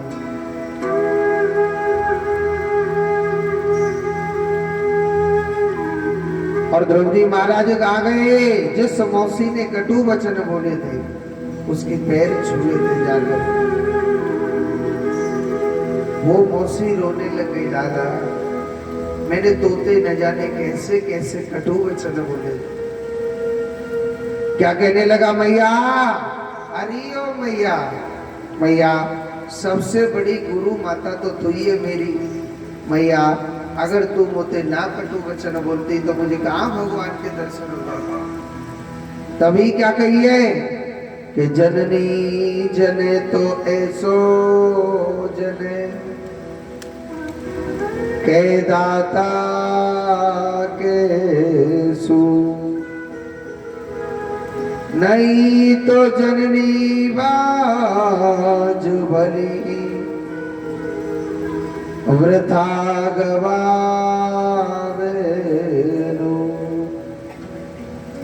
अपने बच्चों में ऐसी शिक्षा दो, वो भगवान का भजन किया करे, भगवान का चिंतन किया करे, ऐसा ज्ञान दो, ऐसी शिक्षा देनी चाहिए। छोड़ते बोलो, एक बार और बोलना पड़ेगा। आप उत्तर दिशा में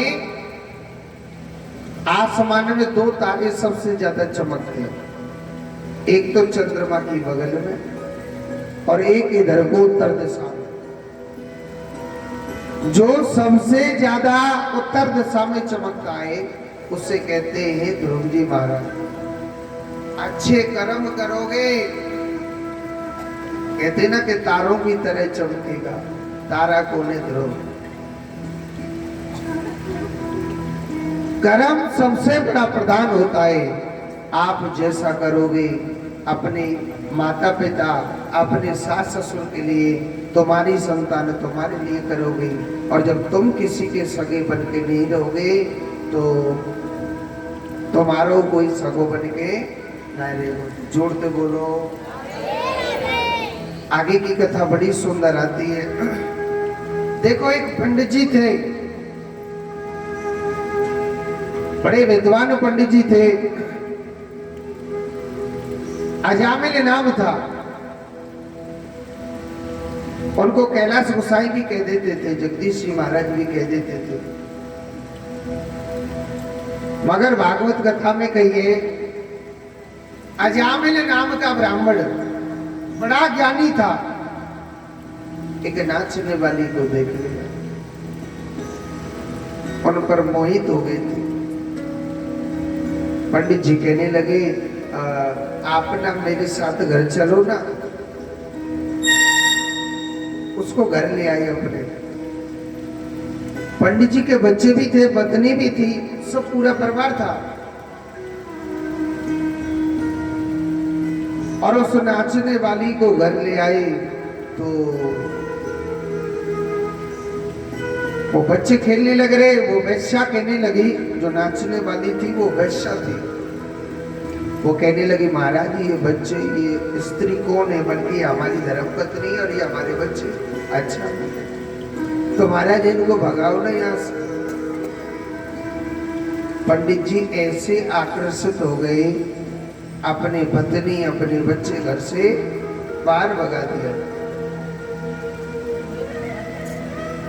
ब्राह्मण थे पंडित जी, तो गायत्री का जप भी करते थे, भजन करते थे, रोज की तरह माला लेके बैठो।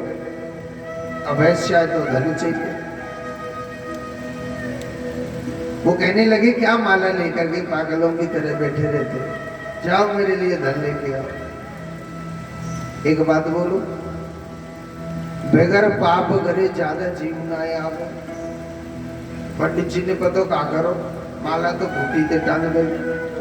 आज पंडित जी ने माला खूटी से टांग दी थी। अब पंडित जी ने कहा करो, चोरी करो स्टार्ट कर दियो, झूठ बोलो स्टार्ट कर दियो,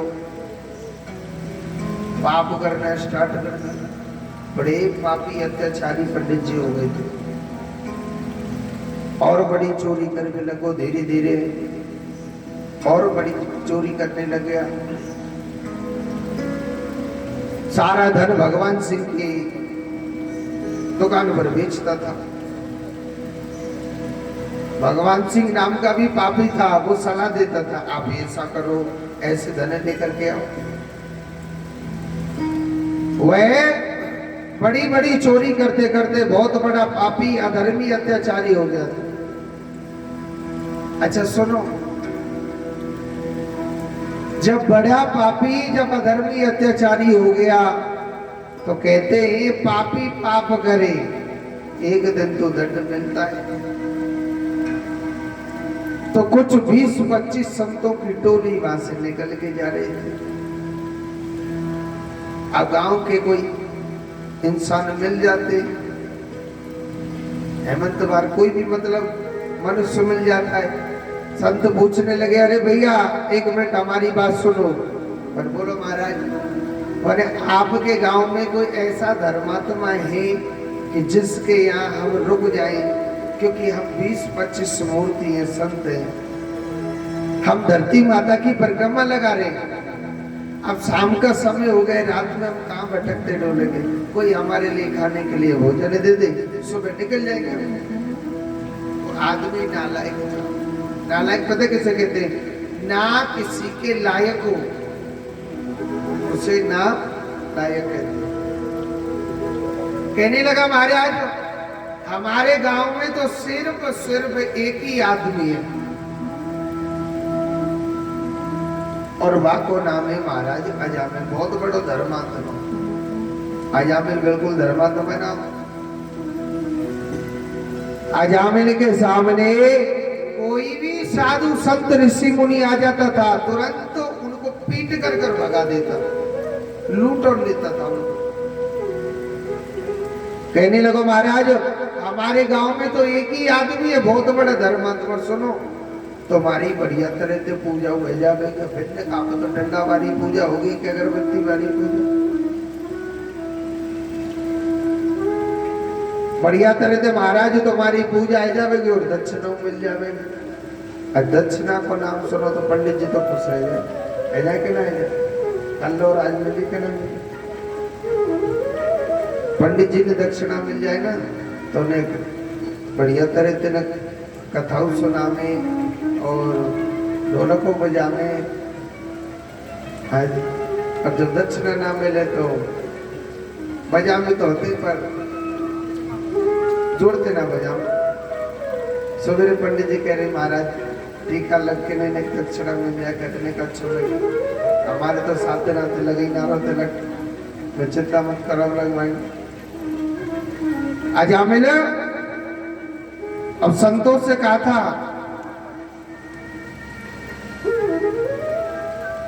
कि आपको दक्षिणा मिल जाएगी, तो संत बड़े बेचारे भोले वाले थे, सीधे चल दिए। देखो योग संयोग ऐसा था कि अजामिल अपने घर नहीं था। संत जोर जोर से चिल्ला रहे, अरे भक्त अजामिल,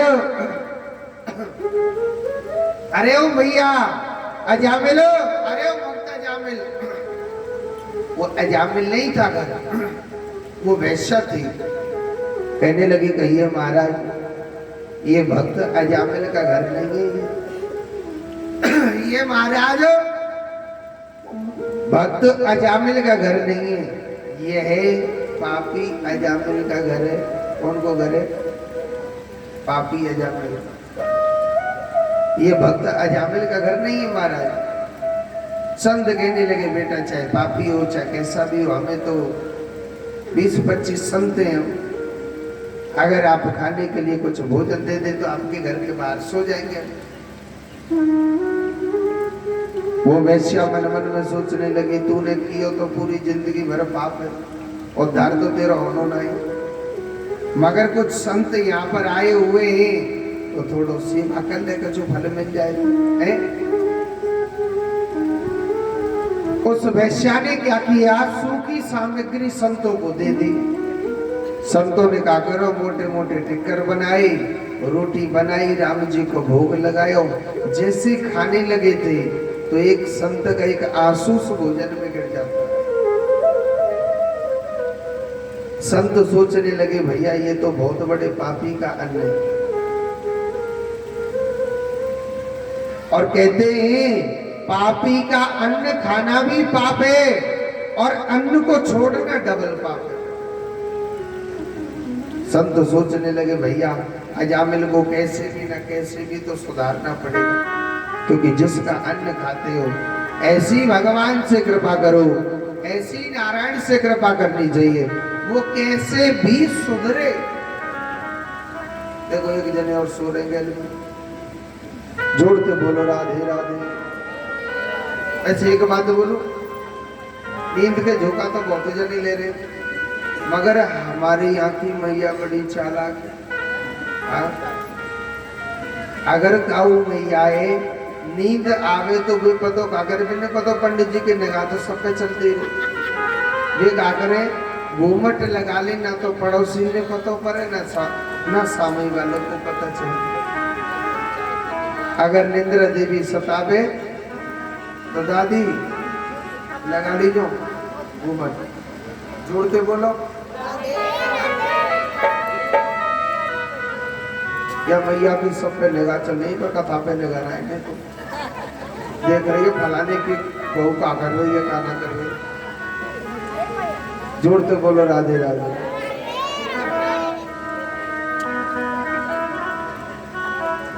तो वही वैश्या ने क्या किया, सूखी सामग्री दे दी थी तो संतों का एक आंसू गिर गया। संत सोचने लगे भैया कैसे भी अजामिल का तो उद्धार करना चाहिए। 20-25 संतों में एक राजन ऋषि बैठा था। कहने लगो महाराज अगर इजाजत हो तो एक बात मैं बोल दो। मन बोलो, मैंने अजामिल आ जाए तो कह दीजो रोज हनुमान चालीसा को पाठ किया करे, तो वो तो शॉर्टकट काम बताएंगे ना। संत कहने लगे जो मैंने संत तावन के भैया वो बिल्कुल हनुमान चालीसा का पाठ नहीं करेगा। कहने लगो महाराज हनुमान चालीसा ना करे तो हर 8वें दिन सुंदरकांड का पाठ कर लिया करे। संत कहने लगे वो तो लंका कांड कर सकता है मगर सुंदरकांड नहीं कर सकता। कहने लगे ठीक है कुछ ना कुछ सोचना पड़ेगा। संतों ने क्या किया, भजन करके भोजन को पा लिया और संत वहीं सो जाते। सवेरे 4 बजे आयो जब कहने लगा कहिए महाराज कैसे आए आप जानते हो मेरा नाम का है? मेरा नाम अजामिल है, मुझसे सब लोग डरते हैं महाराज, मुझसे सब लोग डरते हैं, मेरा नाम अजामिल है। इतना गुस्सा होने लग रहा, सुबह 4 बजे डांट लगा रहा संतों को। उस वैश्या की नींद खुली और सुनो वो वैश्या घर से बाहर आई और कहने लगे अरे आप संतों से क्यों लड़ने लग रहे हो? बताइए संतों को किसने रोका? मैंने रोका, चलो चुपचाप घर के अंदर आइए। एक बात बोलूं, इतनो गुस्सा है रो 1 मिनट में नॉर्मल है वो। हाँ अजामिल चाहे कितना भी बड़ा पापी था मगर अपनी पत्नी से बहुत डरता था। और एक बात बोलूं, भागवत में न लिख रही, मन मन में मनते बोलो, कछु कछु मैया ऐसी है जिनके स्वामी जी डरते। सही बताइए कौन कौन को स्वामी जी डरते ने हाथों पर करके बताओ। अच्छा शर्म की बातें इस हाथों पर नहीं होंगी मगर जो हंस रही है बिन के पक्का डरते हैं। डरे वो तो लग रहा जोड़ते बोलो राधे राधे। एक बार और बोलो पड़ेगा। देखो सुखदेव जी कहते हैं परीक्षित इतना गुस्सा हो रहा था 1 मिनट में नॉर्मल हो गया।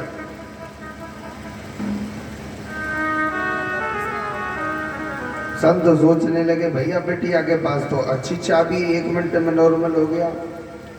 एक संत कहने लगा महाराज हमारा तो बहुत बड़ा अपमान हो गया गुरु, यहाँ से चलो उठ ले। संत कहने लगे नहीं अब बिल्कुल नहीं जाएंगे। अरे साधु किसे कहते हैं? साधु का कर्म क्या है? कोई गले में फूलों की माला पहनाए इसका नाम साधु है क्या? साधु कहते हैं जो बिगड़े हुए काम को, बिगड़े हुए इंसान को, बिगड़े हुए मानव को साध देता है, वही साधुता का धर्म कहलाया जाता है, वही साधु का परम धर्म होता है।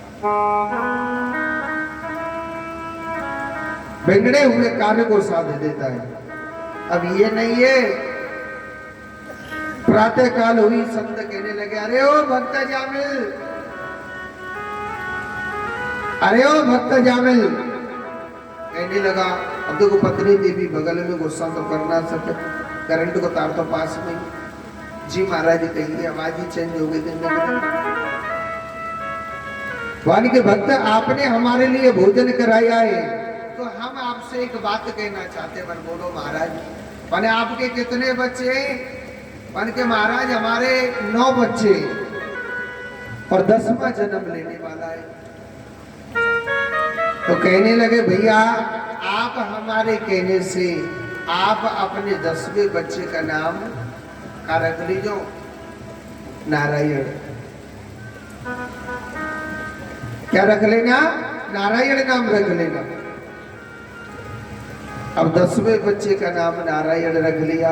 एक बात बोलूं, माता पिता अपने सब बच्चों से प्रेम करते हैं मगर छोटा ही छोटा बच्चा होता है ना उससे चिड़िया सो ज्यादा प्रेम करते कि नहीं? थोड़ा सा ज्यादा प्रेम। अब जिनको एक ही बेटा है वो तो भाई दे प्रेम करे, चिड़िया सो हो चाहे कागा सो। अब तो अजामिल जो भी कार्य करता है अरे भैया नारायण कहाँ है? जी पिताजी। अरे आओ ना नारायण भोजन करते हैं। अरे भैया नारायण कहाँ है? जी पिताजी। अरे नारायण जी आओ ना स्नान करते हैं। अब तो स्नान करता है तो नारायण को बुलाता है। दिन में ज्यादा नहीं 10-20 बार तो नारायण नारायण बोल ही लेता है। दिन में 10-20 बार नारायण नारायण पुकार लेता है। सुखदेव जी महाराज कहते हैं परीक्षित जब मृत्यु की घड़ी आई कहते हैं जो मनुष्य जिससे ज्यादा प्रेम करता है अंत समय उसी की याद आती है, अंत समय उसी की याद आती है। जब मृत्यु की घड़ी आई तो कहने लगे यम के दूत गले में फांसी का फंदा डाल लिया, खींचने लगे। अरे बेटा नारायण मेरी रक्षा कर, बेटा नारायण मेरी रक्षा कर। एक बात बोलूं, या नारायण ने तो सुनी नहीं, ऊपर वाले नारायण ने सुन ली थी। भगवान कहने लगे अरे यम के दूतों उनको रोकिए, अरे मेरे दूतों जल्दी से जल्दी जाओ, मेरे भक्त पर कोई कष्ट पड़ रहा है। भगवान के चतुर्भुज रूप में 4 पार्षद गए और भगवान के सामने प्रकट, यम के दूतों के सामने प्रकट हो गए। और यम के दूतों से भगवान के दूत कहने लगे, अरे भैया आप किसको खींच करके ले जा रहे हैं, आपको मालूम है? अरे ये नारायण भक्त है। यम के दूत कहने लगे, महाराज ये नारायण भक्त नहीं है, ये अपने पुत्र नारायण को बुलाने लग रहा है। भगवान के दूत कहने लगे, चाहे बेटा बनाए के नाम ले, चाहे पोता बनाए के नाम ले, चाहे भगवान बनाए के ले, मगर ले तो नाम नारायण को रहे, उसे आप नहीं लेके जा सकते हो।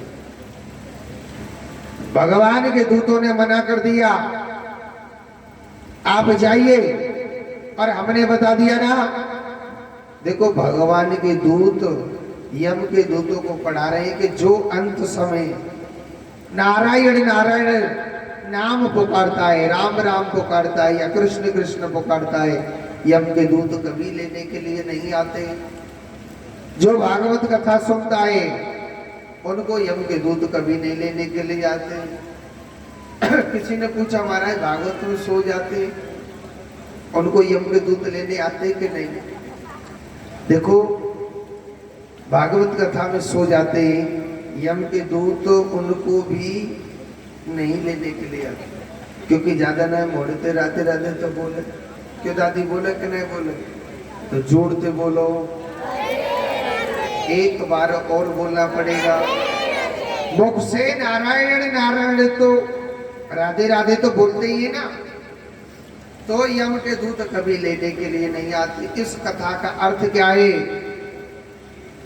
आप पूरे जीवन भर कुछ भी करो, बहुत सी माताएं अंत समय क्या कहती है, मृत्यु को समय आवे, अरे मेरी छोटी बेटी थे तो मिला दो, एक बार मोड़ो तो दिखाते हो, हाँ छोटी बेटी बचा लेगी, जा आइए नीम के थाना जी बचावेगी तो, या फलानी जगह ते आ रही है दिल्ली दे छोटी बेटी बचावेगी, कहते ना अंत समय, अरे मैं छोटे बेटा से तो मिला ही नहीं, हाँ वो बचावेगा तो वैकुंठ यम के दूत पे बचावे। अंत समय भगवान का नाम पुकारना चाहिए, बेटा बेटी पोता पोती सबसे नाता तोड़ दो, केवल कृष्ण नाम उच्चारण करना चाहिए। और जो अंत समय कृष्ण नाम उच्चारण करता है तो वह मनुष्य दुख कभी नहीं भोगता है। जोड़ते बोलो। अब आगे की कथा सुनाने से पहले मैं आपको कल की कथा बता देता हूँ। बता दूं कि नहीं बताऊं? देखो हमारे छोटे से नन्हे से प्यारे से कान्हा को जन्म, तो किस किस को दर्शन करने का नहीं आके हाथ ऊपर करके बताओ।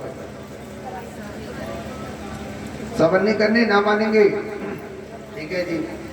तो कल हमारे ठाकुर जी के जन्म में, और एक बात बताता हूं, जो भगवान श्री कृष्ण के जन्म उत्सव में सम्मिलित होता है, ये बात पक्की लिख लेना, भगवान उसके घर में जरूर जरूर उत्सव कराएगा। घर में उसके कहते हैं कि जो भगवान के जन्म उत्सव में शामिल होता है, अगर किसी के घर में बेटा ना हो, मेरो कन्हैया बेटा बन के पक्का आएगा। किसी के घर में पोता ना हो, भगवान जरूर पोता बन के आएंगे। किसी के घर में तोता ना हो तो तोता बन के भगवान जरूर आता है। तो भगवान के जन्मोत्सव में कैसे शामिल होना है? देखो कल के दिनों सभी माताओं को पीले कलर की साड़ी पहन के आना है। कौन से कलर की? पीले कलर की। और जो आज पहन के आए हो पीले कलर की, वो कल धो के फिर पहनिए दोबारा से, ठीक है? तो भगवान के जन्मोत्सव में सम्मिलित, देखो कन्हैया के जन्मोत्सव में जो पीले कलर के वस्त्र पहन के आता है तो भगवान को अति प्रिय लगते हैं। और सुनो, जिन पे ना हो पीले कलर की साड़ी, वो लाल कलर की पहने, इज्जत नहीं कर रहा मैं, वही तो पहने, ठीक है? दूसरी बात, कल सभी माताओं को कम से कम नहीं है एक पैकेट लानी है टॉफिन की। कंजूस बनो मत करियो। मोटी मैया बाबा छोड़ के गए बोले, अब सोच चलो 2 रुपया के ले चलो, कह दो बाबा मिले ही नहीं मुझे तो। तो एक एक पैकेट लानी है आपको टॉफिन की। बहुत से तो बहाना क्या बना देते, हमारे पास गुब्बारे तो थे मगर नीम के थाना भूले आए या फलानी जगह भूले आए, कह रहे थे ना। ऐसे बहाना नहीं, भगवान के लिए दिल से सम्मिलित होना है। तो एक एक पैकेट लानी है टॉफिन की, और कम से कम नहीं है, एक एक पैकेट टॉफिन की, और ठाकुर जी के एक एक जोड़ी वस्त्र लेके आने, कुर्ता टोपी कहते हैं जिनको, भगवान के लिए लेके आने, और खेल खिलौना ले आना जो भी आपकी इच्छा हो। होते हैं ना, कोई गेंद ले आया, कोई बल्ला ले आया, या कोई जानवर ले आए, जो भी है श्रद्धा हो। तो खेल खिलौना एक एक पैकेट टॉफिन की आप सभी को लेकर के आनी है, और यहाँ पर भगवान का जन्मोत्सव धूमधाम से मनाया जाए। और अगर किसी पर बन जाए तो गुब्बारे होते ना, अपने घर से कल के दिन 12 बजे से पहुंचवा दे। गुब्बारे होते ना, यहाँ पंडाल में लग जाएंगे। ये काशी नगरी तो है ही, मगर इस काशी नगरी को, काशीपुरम को हम वृंदावन धाम बनाएंगे। यहाँ भगवान का जन्मोत्सव कराएंगे बड़े धूमधाम से, और भगवान की झांकी के दर्शन भी कराए जाए। और कन्हैया को खावे को काला नोए, कन्हैया को खाने में क्या पसंद है भैया? माखन और मिश्री। माखन किसे कहते हैं? लौनी घी को। और मिश्री आप जानते हैं। तो कल सभी को 50-50 किलो माखन लाना है। 50 किलो के हमारे कोई ना। देखो ये तो हंसने की बात है, आपकी जो श्रद्धा हो, एक कटोरी, आधी कटोरी, कटोरा भर के, जो भी आपकी श्रद्धा हो, ठीक है। भगवान के लिए माखन लाना है, और भगवान का भोग लगाया जाएगा। लास्ट में फिर आप सभी माताओं का भी भोग लगाया जाएगा, ठीक है। जोड़ के बोलो, एक बार और बोलना पड़ेगा। इधर दिति माता ने बड़ी कठोर तपस्या करी। दिति माता ने भगवान बड़े प्रसन्न हुए थे कि माता मैं आपकी भक्ति से अति प्रसन्न हूं, मांगो क्या मांगना चाहते हैं। दिति माता कहने लगी महाराज मुझ पे आप जैसा बेटा होना चाहिए। भगवान सोचने लगा हमारो जैसो तो कोई ना, हमारो जैसो तो कोई नहीं। तो भगवान दिति माता के गर्भ से अवतरित होते हैं, और 52 अंगुल के बन करके आए।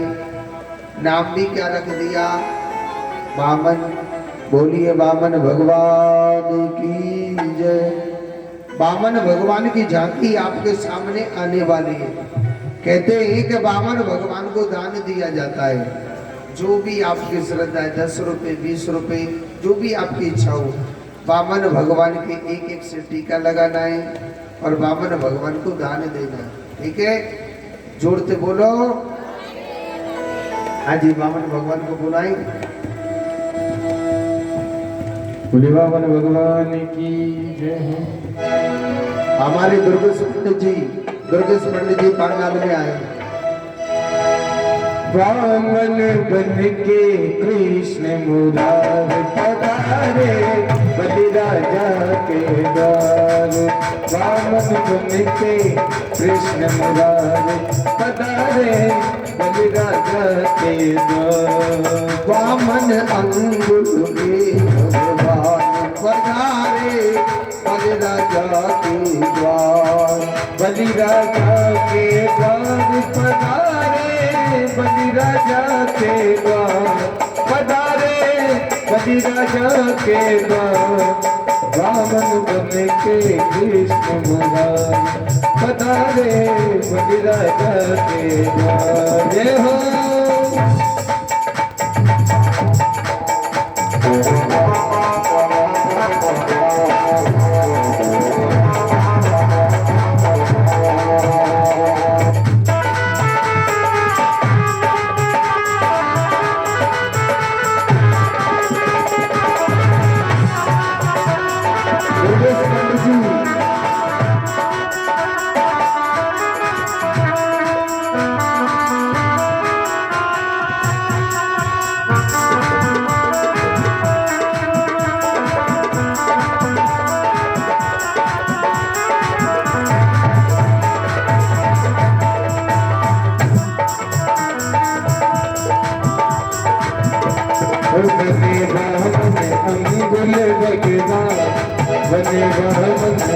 बुल भगवान रूपपुर में छुपायो धाम लगे माला से तुमको ध्यान भक्तों के घर में देखो भैया बीच में सजा वामन भगवान पधारे बल जाते